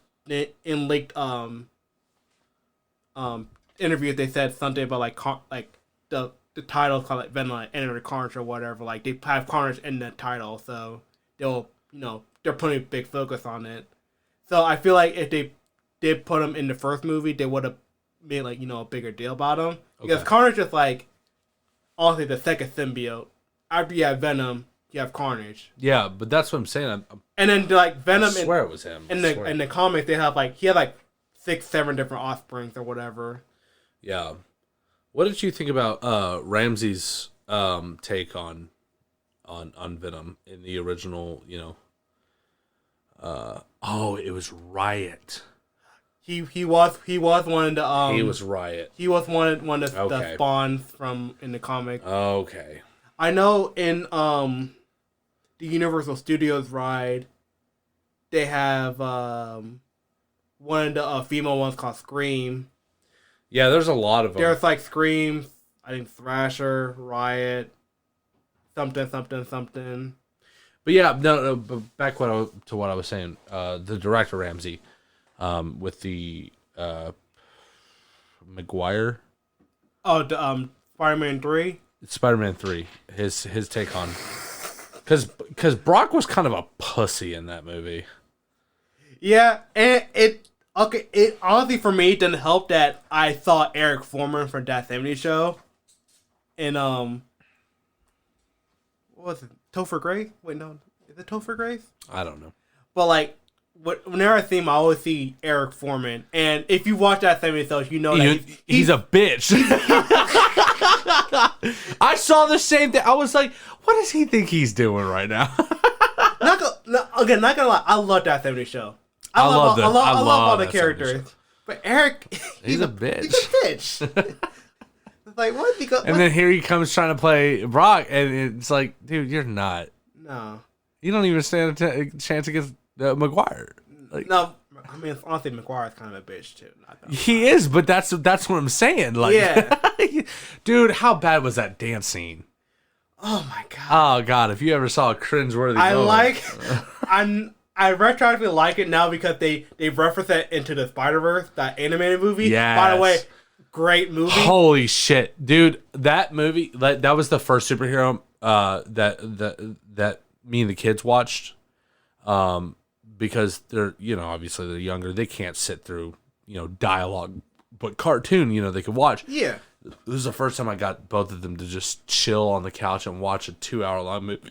It was so rewarding as a parent, but also, dude, that movie's so fucking good. They're making a sequel. Oh, dude, I'm pumped.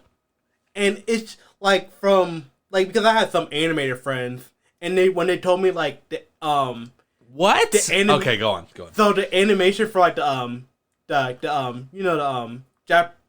forgot what's her name, Penny or whatever, like the one based on like, Japanese anime, like how it's drawn like on different frame schedule than like the other people, so that's how to create that same like kind of effect. Yeah. So it's like, dude, that's like so much attention to details. It's like I got like for the fact that because it's technically under the guise of Marvel, right? Because they still own like parts of that, but it was Sony. It's a weird kind of area.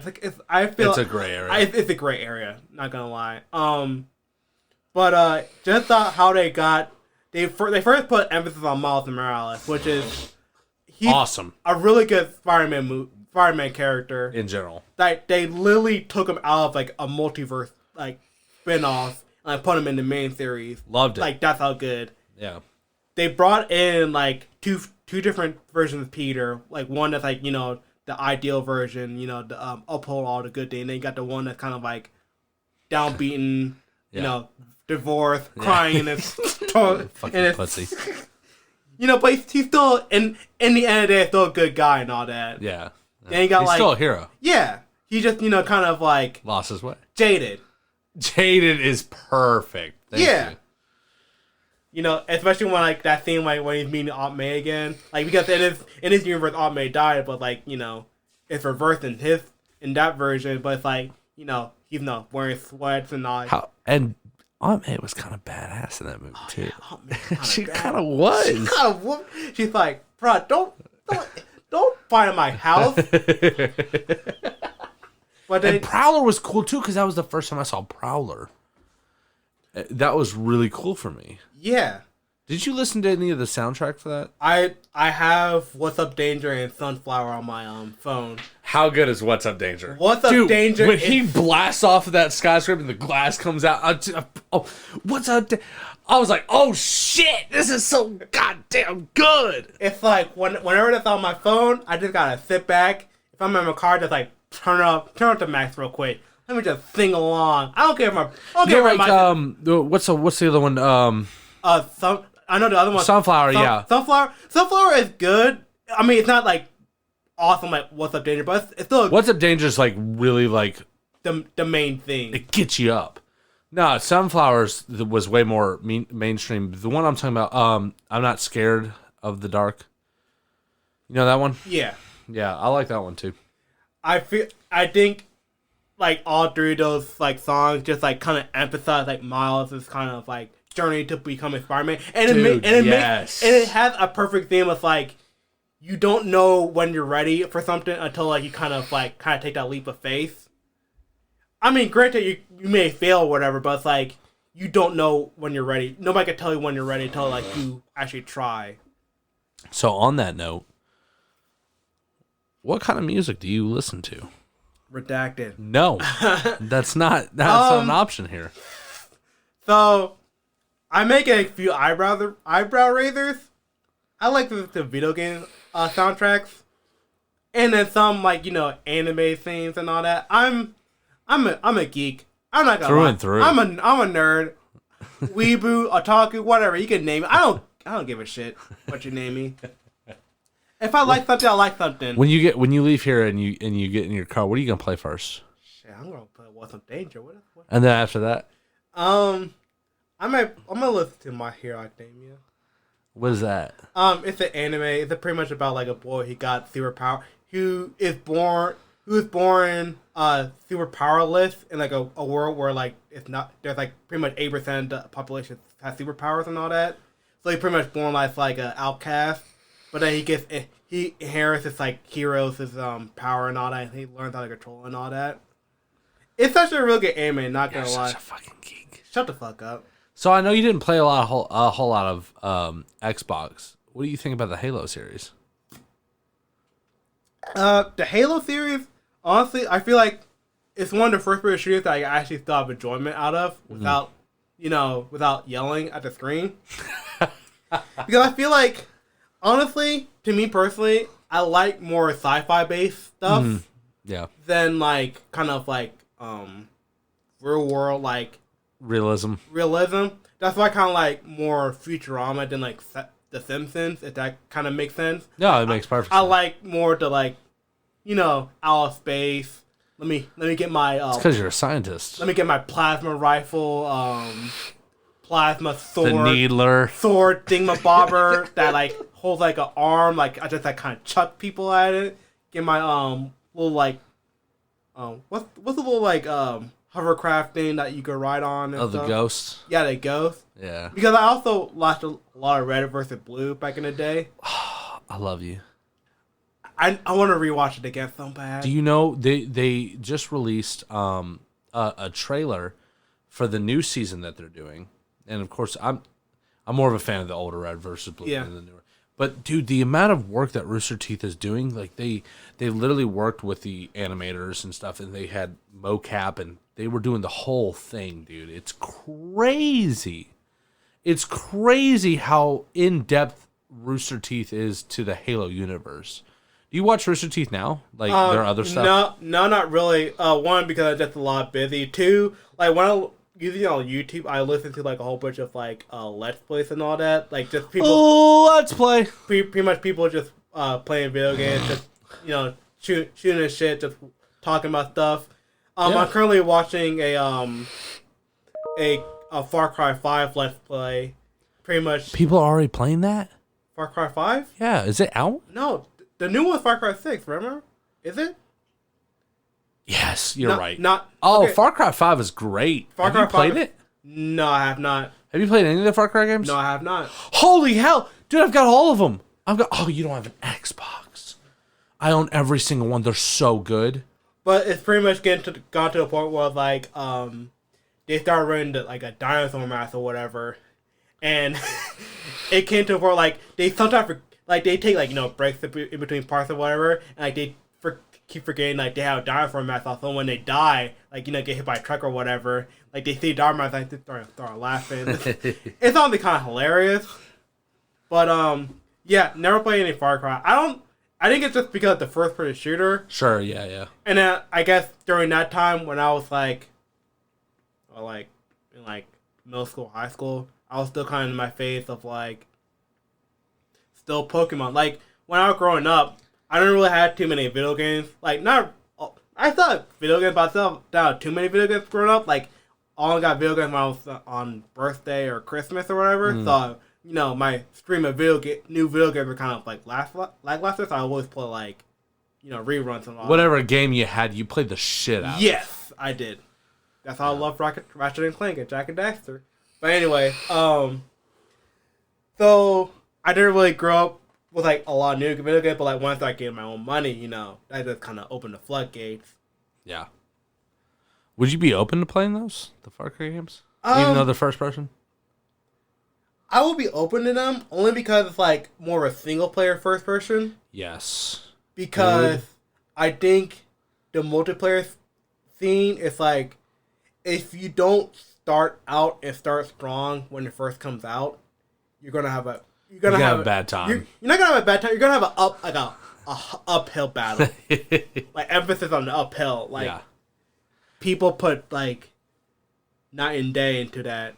So it's like because they love to see other people lose. I mean, it's not just first person shooter. It's like it's fighting games. Fighting games. Oh man, when I picked up a fighting game, like it picked up like a new entry in the series or whatever.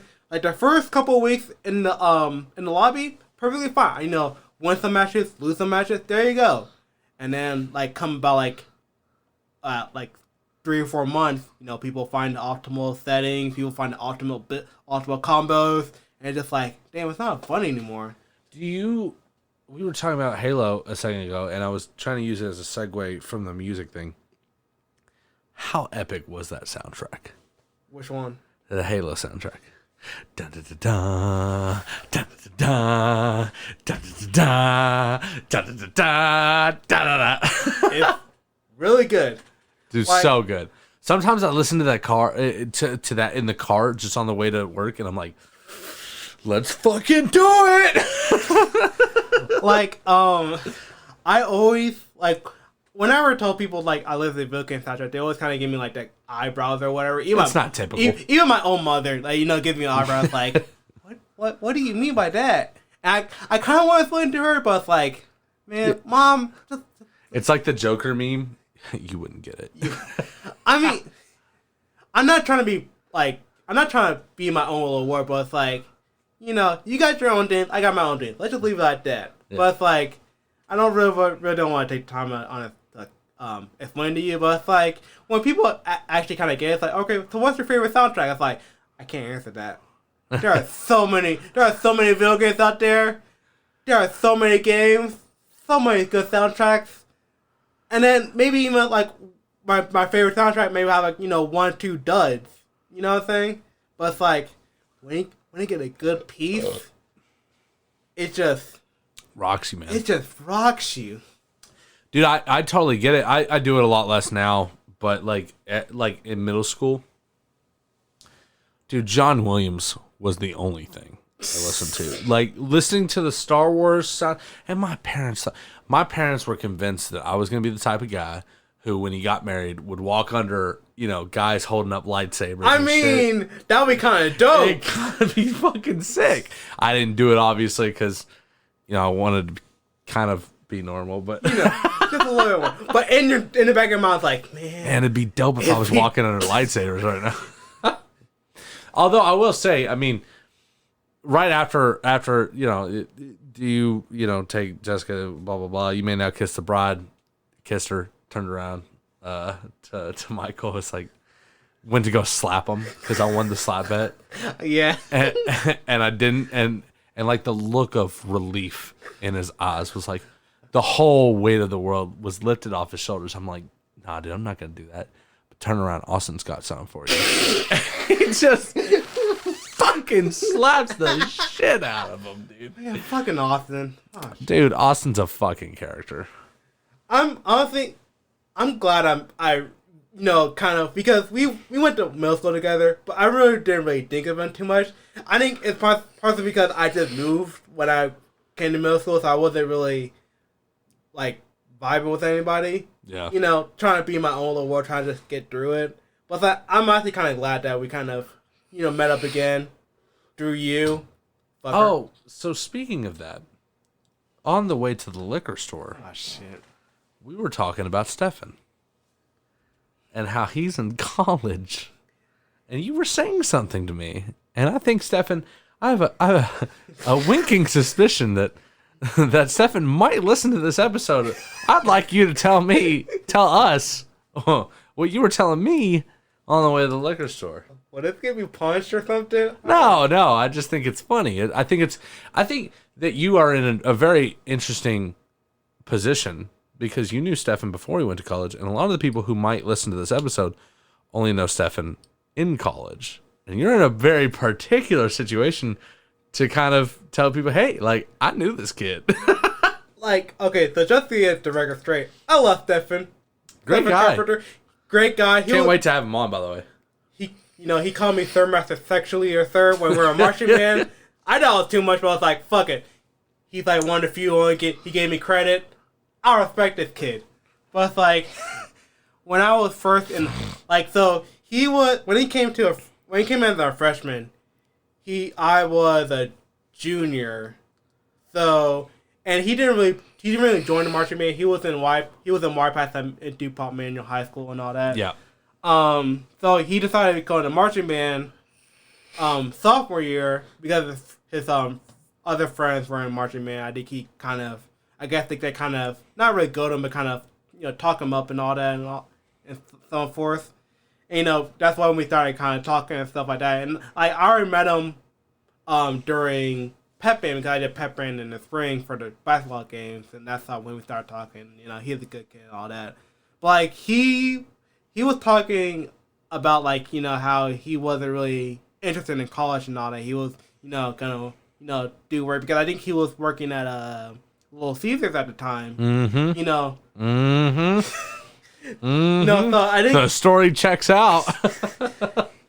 I think from what I remember, he was talking about working at Little Caesars, getting the money, and I wasn't the type of person to say like, oh, if you don't go to college, you're a scrub. But it's like, you need to find your path in life. You need to do what you need to do. If that what life calls for you, go ahead, do it. Just do your best at it. It's like, go for it. And even then, like, there was one part like I somehow got talking to a whole bunch of underclassmen about college and all that when I was a senior. Like he was in the math class, of course. So it's like, oh shit. He knows something different, but it's like I'm gonna up talk college and down talk everything else. But it's like, college is good. You should do it. So basically, so Nick, you're making the bold claim that if it wasn't for you, Stefan wouldn't be going to college? No, I'm not saying that. What do you mean? Fuck off. Putting words in my mouth. You know what he's going to school for, right? What's he going for? He's doing film. Oh, really? Yeah.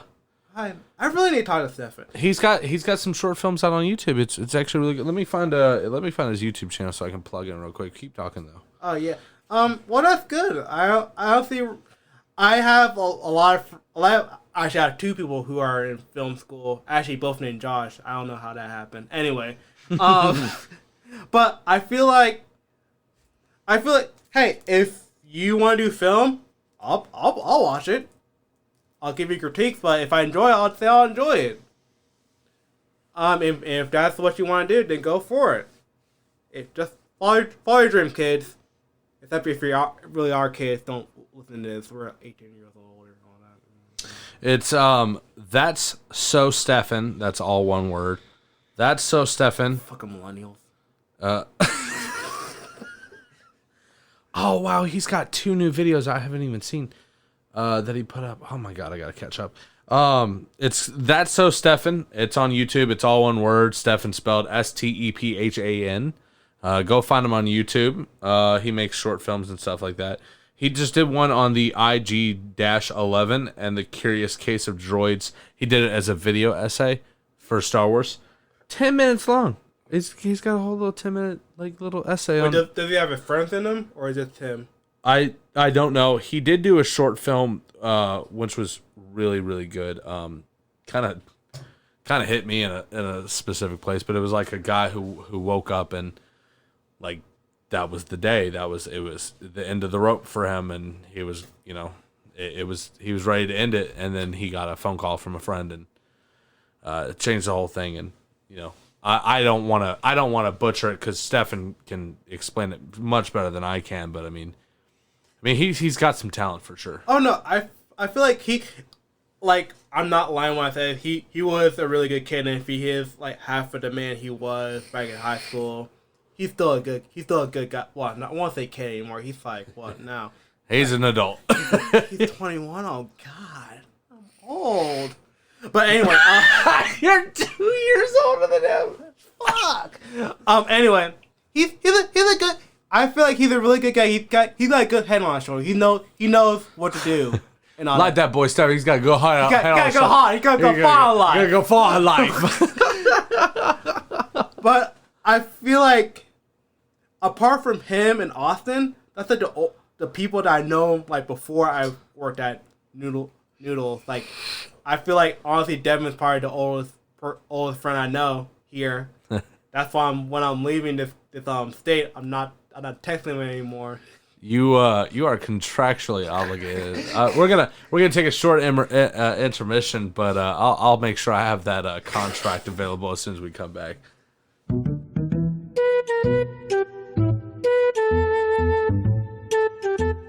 I gotta ask you, what's one mistake you made in life that you learned most from? Being friends with you. Besides that, I don't count. Well, there was Last year I was in the apartment style complex for school, and unfortunately that was for the whole year. Given that that's going to be between May to July, which was during the summer time where I hypothetically would not be there, but I still have to pay for rent for there. Luckily, coronavirus kind of helped me out in that one thing. So, 5 things it fucks over, but one thing, okay. But, I only had to pay about like $1,000 extra for that, which wasn't too bad. I feel like that's only one mistake I made. I'm sure I made multiple mistakes. Do you think that's the biggest mistake that you've learned from? That was costly, yes. As far as like any physical damage goes, no. I'm a pretty like safe kid. I don't really go anywhere dangerous out at night. I'm not a person to like, venture off into the unknown. I'm more the person, hey, it's 10 o'clock, let me just sit back in my bed just playing video games and all that. I'm not a very dangerous person. I don't go out and party a lot too either. Do you eat wings? Like hot wings? Chicken wings. Chicken wings? Yeah, I like chicken wings. Bone in or bone out? I like boneless. Not gonna lie. So you like chicken nuggets is what you meant to say. Yeah, I like chicken nuggets. Who doesn't like chicken nuggets? I mean, I'm not disagreeing with Are you heathen? I'm not disagreeing with you. I think that... Okay, so if like, I want to taste the sauce, right? Like, if I go to a place where, like, I really want to just eat the sauce, like, oh my God, have you ever had Wingstop Ranch? I don't like ranch on my wings. Okay, so you're wrong, but that's fine. Wingstop's Ranch is phenomenal. Actually, I don't think I had Wingstop before. Oh, God damn it, Nick. All right, we just made a date. Wingstop Ranch is incredible. It is like heaven on earth. If I just want to eat that ranch, I just want the boneless. But if I actually want to eat wings, even though it's annoying to eat around the bones, it's so much juicier. For wings, if I go to, like the Buffalo Wild Wings, Yeah. like with a couple of friends, I usually get like the honey barbecue. Honey barbecue's great, by the way. It is really great. I'm not a spicy person either. It's not I hate spicy stuff. I just cannot stomach it. You can't handle spicy things? I just don't want to try it at all. Oh, what are you going to do when you're on Thoughts from the Mothership and you eat the bomb? No, Austin said I only need to do the sour stuff. No. You told me outside. No, I said the sour stuff. No. Nah. You said you would eat the bomb. Hey, that was off the camera, so you don't have any proof, fucker. A man is nothing but his words, Nicholas Porter. And I'm saying my word right now. You're a lying bastard. All right. We were talking about earlier fighting video games, and you mentioned Mortal Kombat. What was your first Mortal Kombat game? Was it the first one? It was a Mortal Kombat 2 for the Sega Genesis. Okay. My first video game ever was actually Mortal Kombat 3. Well, if you're talking about first video game, I don't know if it's either Sonic 2 or Mortal Kombat 2. It's like two different It was spectrums. right there. It was like both. Okay. But maybe, and then my brother said we have Vector Man, so I don't know. But anyway. Who do you main on Mortal Kombat?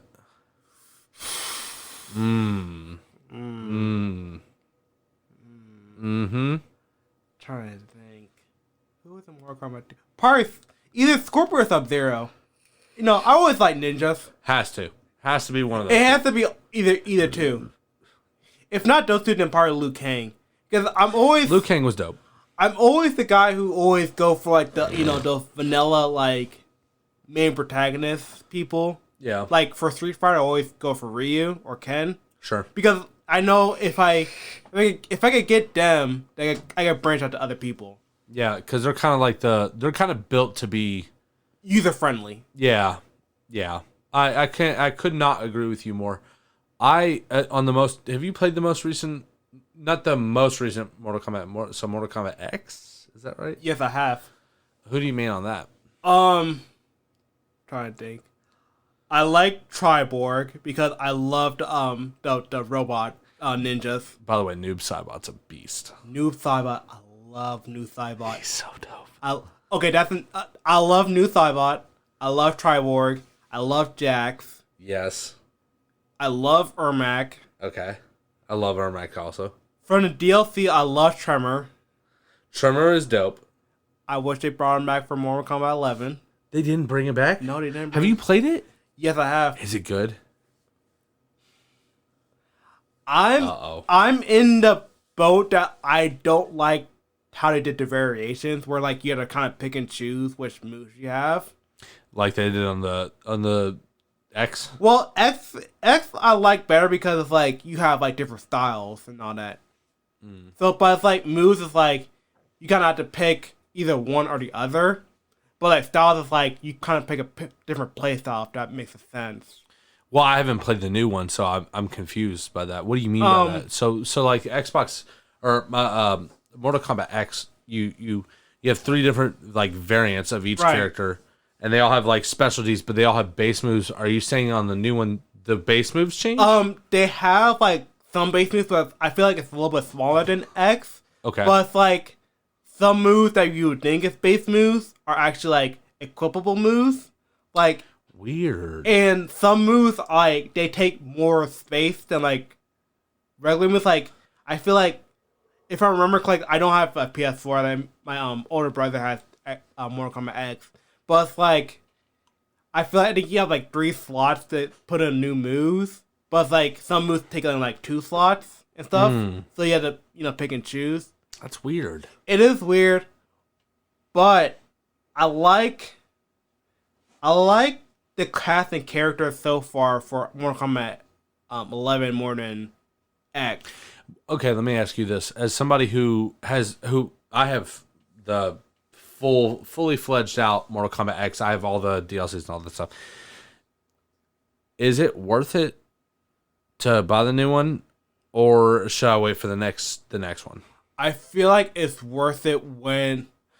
Because keep in mind, I don't play it a lot. I play it every now and then when some friends are over. I feel like, for you personally, I feel like it'll be worth it when all the DLC comes out. Okay, when so wait for the DLC. When they make the eventual, Mortal Kombat Ultimate Edition with all the DLCs and all that. Yeah. I feel like when they make the Aftermath DLC, when they put in Fusion, Shiva, and RoboCop. By the way, RoboCop, his moves may be okay, but it's I love putting RoboCop in a movie, in a game, because I watched the first RoboCop recently. It's I think it's a really good movie. I haven't even seen it. Really? Yeah, I've never seen it in my life. Damn. I know, I should see it, right? I feel like RoboCop is really a love letter to all RoboCop fans out there, saying hey, this is your character. Especially the same thing how I felt with Terminator. But I feel for you personally, I think you should wait more for the DLC to come out, and they make the eventual Ultimate Edition, all the DLC and all that. Why haven't we seen? Did you ever play Mortal Kombat Armageddon? Is that the 3D one before the reboot happened?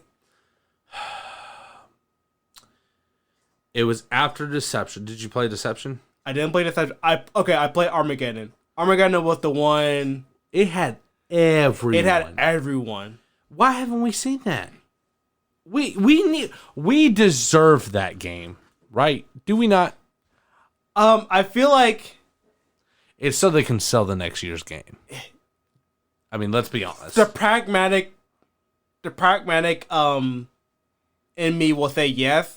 I feel it also takes time. It does take a lot of time, and the game would be massive. And then plus, if they want to give every character kind of that sort of limelight that they give for every other character, yeah, it will take a lot longer to program I and mean, develop. next to impossible in reality, and even in Armageddon, you could even create your own character, which Exactly. was weird. That's like for Smash Bros. Like the newest Smash Bros. Where they have when they had to tag line like everybody is here. Like they Yeah. have like everybody from like all the games. And then Do you have plus- all the characters unlocked? on Smash Brothers? Yeah, Oh, of course. I don't. You need to help me out with that. Scrub? They don't have Waluigi yet. I don't care about Waluigi. A lot of people are upset. I don't fucking care. Waluigi's not a playable character? You don't care about that? No, I don't. Why? I don't like Waluigi. Wow. Okay.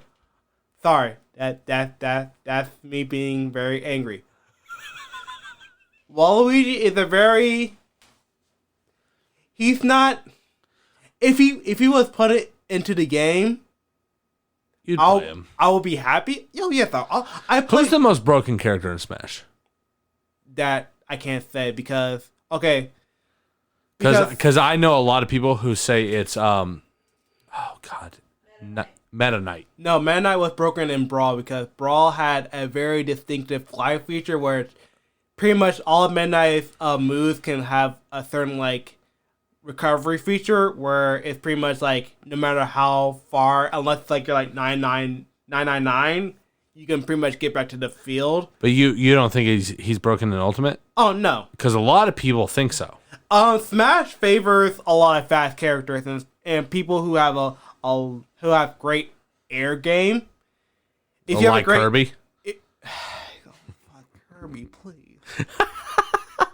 I Look, love. I'm a casual player as far as that. Okay, as far as Smash goes. I love Kirby. Like Kirby is like one of the few, like the first like Game Boy like original Game Boy games that I played and completed at like a babysitter's house. Kirby, I love Kirby to death, but it's like they should have done better with him. But anyway, continue off that. But I think I feel like Smash favors a lot of air game and fast characters. And that's why you see in tournaments, you see a lot of Sheik, you see a lot of Zeus and Samus. And you're not saying this is like a cat. You're in this. Right? I know my tournament lingo. I've never been in a tournament before. Right, but you pay attention. I pay attention. So you don't think there's any one character that's like actually broken? No, because it also depends on like it also depends on the what's the word? The like who you're fighting with. Because if it's like Bayonetta against like a heavyweight like Bowser, she could like 0 to 100 them easily. Or Okay. sorry, Pikachu to Bowser. But it's like Pikachu against Greninja, he's faster. That's gonna be a hard tough, but like I think Pikachu still edge out. So it just depends on like the matchup between the two. So who would you say is the fastest character? Ooh, we're hitting it. Because That's right, ladies and gentlemen, down to earth. We're asking the real questions. I'm about to geek out. It also depends on like because there are two different speeds. It's like on ground speed and then like aerial speed. I think like Sonic and Sheik have like the best like aerial speed, but like Pikachu has a disgusting like aerial combo, like disgusting. And then you got like the nuclear like Min who like has like the reach of like a whole like air arena. Oh god. So who do you main? Oh, I personally switched between like a whole bunch of people. But who do you main? There's one. You know the one because it's in your head right now. Who's the one you pick? If you don't know who you're going up against, and you for all you know they're a fucking master at Smash, you know the one Samus. character. Who? Samus. Samus is pretty dope. I'm not gonna lie. Samus is considered volunteer in the game, but I feel like her projectiles can really help out, especially when you're trying to like learn the person. And then plus, I like to put Samus in kind of like close combat areas where she's not really excel at. But a lot of people don't really expect Samus to be close combat. They expect her to be like projectile heavy. So I like to kind of trip them up with that. Do you play a lot of Metroid? Metroid? Actually, I played a lot of Metroid on my computer, so I played a lot of Metroid like on emulators and stuff when I first got my computer. I played a lot of like Metroid Zero Mission on the Game Boy Advance, the Metroid Fusion. So you're a fan. Not a hardcore fan, but it's like a fan of like if a game comes out, like I might pick it up. Also, she's hot. Yeah, she is kind of hot. I got him to say it. Yeah. Oh shit. All right, I gotta ask you this one question before we end this up. Before we wrap this up, this is kind of what I want my my signature question to be. And it kind of involves, the entire Gray Man Media Group as a whole. Nick, do you believe in aliens? Why or why not? I believe aliens exist. I feel like they don't want to come here because we're too fucked up, and that's all I'm gonna say. So you think that they have seen us? They have seen shit that's like, oh shit, the Holocaust. Fuck that. We're not going to that planet because I feel like as the whole humanity, we're kind of Primitive and negative on the whole difference.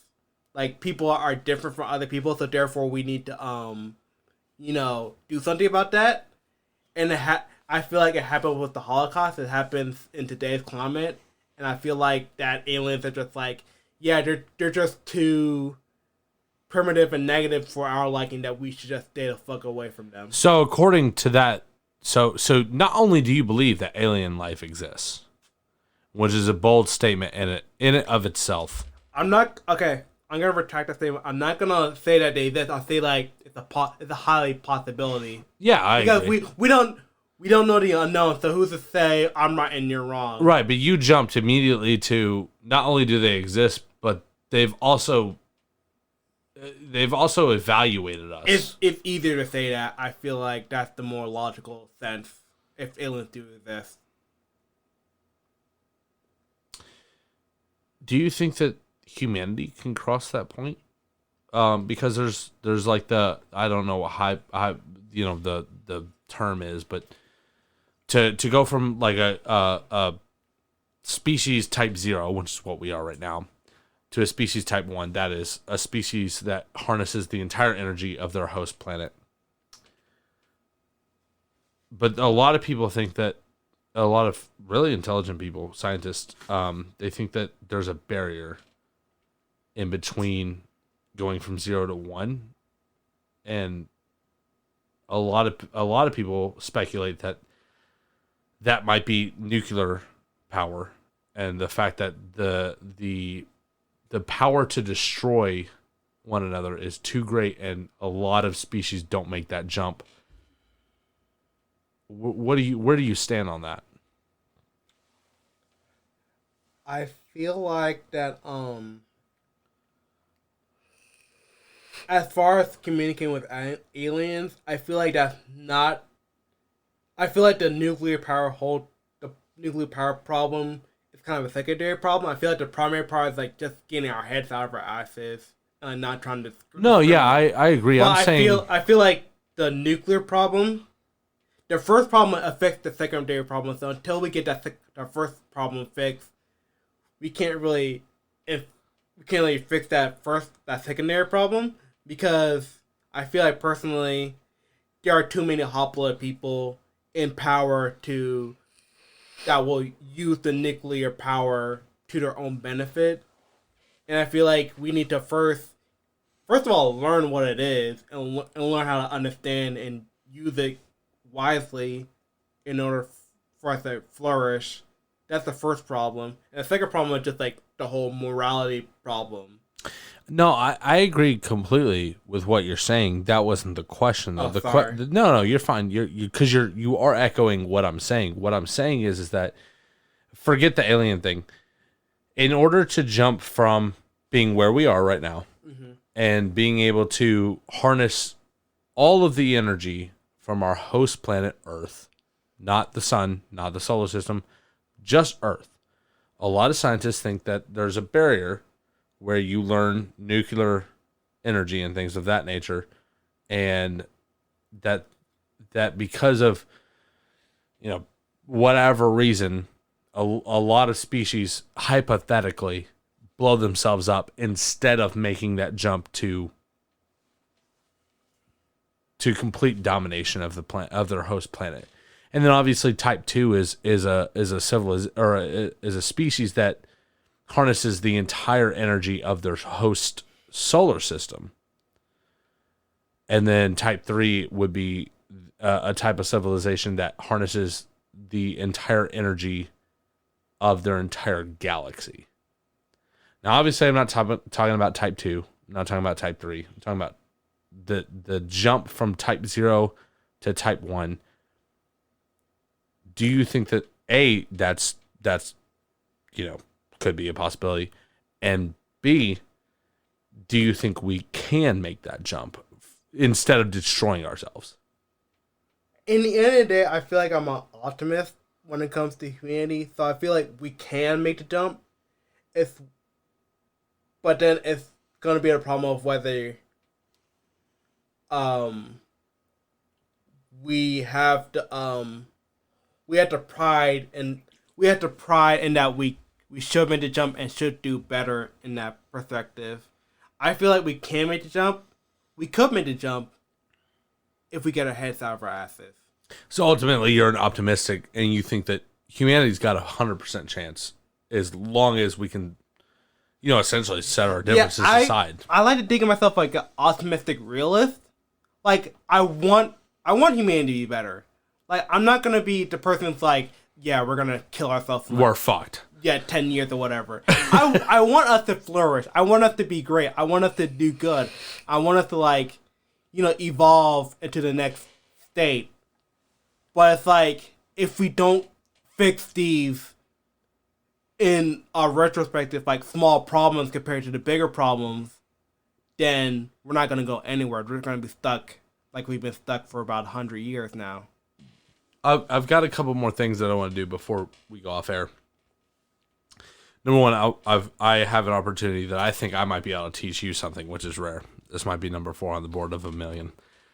Did you know that I did a whole lot of research one night about NASA's whole plan to return to the moon, right? Mm-hmm. And I'm sure you know about this. What, you think the moon landing is fake again? No. Again, what? I never thought that was... You think the Earth flat? I am a red-blooded American through and through. I think we went to the moon because fuck the Soviets. No, but what they're planning on doing, because ultimately the goal is to get to Mars. What they're planning on doing, they're going to the moon. But they want to build kind of like similar to the space station, but instead it's going to be farther orbit. I believe it's orbit around the moon, but I think I'm wrong about that. But did you know that the device where astronauts are going to land in between going from Earth to the moon, they're supposed to land in like the space station. It's called Halo. I think I read an article about that or something. It's an acronym. It stands for something, which I couldn't tell you what it is, but the acronym is Halo. NASA's taking the piss, right? They knew what they were doing. There's no way, right? Somebody knew what they were doing, but then other people who never played video games are like, yeah, sure, that sounds good. That sounds good. Yeah. and then that guy just had like a smirk on his face. I swear, right? There's no way. Like he just had like that this big goofiest grin on his face. NASA's like, yeah, we're releasing this thing called Halo. Like, dude, no way. There's no way that's a fucking coincidence. That game came out like 19 years ago or something like that. Something forever ago. I mean, unless you know that theory about like how the Futurama producer came from the future. Yeah, and that's all sketchy as fuck. Yeah. But okay, and so then the other thing is do you think that, because in my opinion, one of the things that I thought up as a kid, way before anybody ever thought that we could actually go to Mars, back when Mars was kind of making waves, in the scientific community, when I was like, I don't know, 6 or 7. my idea was like and also at the same time, people were becoming very much aware of environmental scientists or science, and I was like, let's take all of the factories that are causing the bad shit that's going on Earth. Let's put those on Mars, which of course now that I'm an adult is absolutely fucking ridiculous. But it does answer a question about terraforming. Do you think I understand that terraforming a planet is out of our abilities as of right now and totally fucking crazy. Uh-huh. But do you think that going to Mars without terraforming it is a long-term plan? Because we're going to Mars. Right? Yeah. We're going to Mars. Yeah. What's your whole thoughts on that? Because I think it would be really cool to see us terraform a planet, because I mean that would show a real dedication to human knowledge in general. But I don't know that living in bubbles is going to be the solution. I feel like terraforming could be both like a double-edged sword. It'll be really amazing and intriguing to see them kind of terraforming to their own like benefit. But on the other hand, it's kind of like we're kind of technically already doing that with like the South and North Pole with like the polar caps and all that. Yeah, that's what I'm saying. Like we've already demonstrated our capabilities of doing this. And then who's to say that we're that when we get to Mars, we're just gonna make it even worse. Worse, yeah. Yeah. I remember reading an article about one time where they found apparently some, and I think in another galaxy or whatever, like far off or whatever, they found like another like planet suitable that has the same kind of composition of Was Earth. it Trappist? Was it Trappist? I don't know. It's been. I'm not. Because they've using I think it was Hubble, but they found a lot of exoplanets that are kind of in the Goldilocks zone or whatever. That's suitable for Earth. Which of course is having we're not getting any of that. Yeah, we're not. I mean, let's we get our heads out of our asses and actually work as a team. Until we stop fighting each other. Yeah, exactly. We fight the real enemy, Robo Hitler. Jesus Christ! But no, really, I love to think that humanity is eventually going to become because I don't think that we can stay on Earth forever. Right. Exactly. I don't think it's possible. No, it's not possible. I think we have to become an interplanetary species. But do you think that living in these habitats on Mars is the suitable answer? I'm talking about like bubbles and stuff. Yeah, I mean, think that's a good short-term answer, but yeah, I think it's a good short-term answer. But I think they should start thinking about I feel like they haven't started the whole bubble situation in Mars. They haven't really thought about the long-term answer where it's all right, so what's next? Because I feel like another thing humanity is both good and bad for is they're always thinking about the future, which can be a good thing. It's all right, this may not hold out last. We need to think about a better, more positive, more permanent solution. But you see that in coal and oil. Yeah, it works now. Fuck the future. And I mean, people get paid for that. People get paid for those temporary answers as long as people are making money. But in the long term, they're not worried about the long term because they think, okay, that's the next generation's problem. It's not my problem. I'll be rich. I'll be rich, dead, or old, or all three.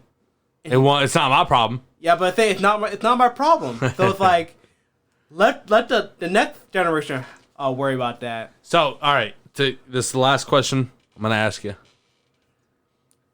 Nicholas Porter. I know you're not qualified for this job, and you're going to tell me that straight to my face. Nicholas Porter is in charge of the Mars colony. Redacted. What does Nick do? How do we get to the point where we can, from a small colony on Mars to an interplanetary species, what does Nick Porter do? Well, first I'll look at everybody in the whole upper echelon, smack the shit out of them, tell them stop. You don't know shit. You don't know shit. Listen to me. But what? Okay, well, we've already established that you don't know shit. But go ahead, go on. I don't know shit, but that doesn't mean you know shit. All right. But and anyway, then what? I will start working on trade. I feel like, Interesting. especially in like, I feel like in like when the United States first started out as a country, the start was trade. You know, slaves, goods, produce, Everything you could. everything you could. I mean, yeah, bite them in the ass because, you know, So would it be trade between Mars, or would it be trade between Mars and Earth? trade between Mars and Earth. You build a bubble. You don't like to kind of expand like all at once. You kind of just you build gradually. Sure. Because I feel like that's another problem. It's like people don't build gradually. They go for the big goal, which I mean is good. You're looking at the long end, but it's like We should build the infrastructure on the way. you build the infrastructure. You don't build a house with the roof first. That'd be insane. You built the walls and stuff. I don't know like. What's the Hey, word? it's cool. You're an electrical engineer. Yeah, no. That's not your problem. That's not your fucking Fuck 'em. problem. But like, you built the walls first. You built the groundwork. You built the roots. You plant the roots. I mean, fuck. Do you think that it would be a good idea to have a one kind of universal government for not only Earth, but especially when we become interplanetary? I feel like the more and more diversified that we are, or I'm sorry, that's the incorrect word, but the more different countries that are trying to make a stake towards a planet, I feel like that's going to present a lot of issues. Whereas if we're all working towards one universal goal, I feel like that's better. Again, I'm more of a person who likes to see like from different point of views. So I feel like it's both good and bad. Like I feel like nowadays, if we look at all the different governments, we're kind of fucked. Not gonna make Nicholas more- Porter, the optimistic. we're fucked. But it's like when you get bigger and bigger, there's gonna be cracks in the wall. There's gonna be cracks in the floor, like that's gonna seep through and like you don't know about. So I feel like you need to find that balance between big and small. You need to find that boundary where it's like, all right, I'm this big, I have this many people under me, but I can still like delegate tasks and all that without the fear of like it's gonna get fucked up in the end. I feel like He's scratching his chin. shut up. Again, get your heads out of your asses. If there's one thing we can say that we learned from Nicholas Porter today, get your fucking head out of your ass. And treat people like you want to be treated. Seriously. Especially in this like coronavirus environment, treat people how you want to be. That's the golden rule. But anyway, yeah, just get your head out of your asses. Think about other people. Think about the small people. And just be good to each other. Nick, thanks for coming on. Again, you won't find him on any social media, but you can find him here because he'll definitely be invited back on to Gray Man Media. Nick, is there anything you want to plug? If you want to catch me on Smash Brothers, you get the tan. But anyway, I'll try to be, back on the podcast and all that. If Devin wants to read about me back, I'll happy join. If you catch me on social on any of the Nintendo Switch Smash Brothers, my username is Dragon Hero, and if you wanna play me, I'm all for it. And, Awesome, man. Okay, for Gray Man Media, again, I am Devin. Don't forget, a new episode of Thoughts from the Mothership airs this Monday, and I'll see you next week when I interview Gray Man's own Austin Davis. dear Lord. Thanks, guys.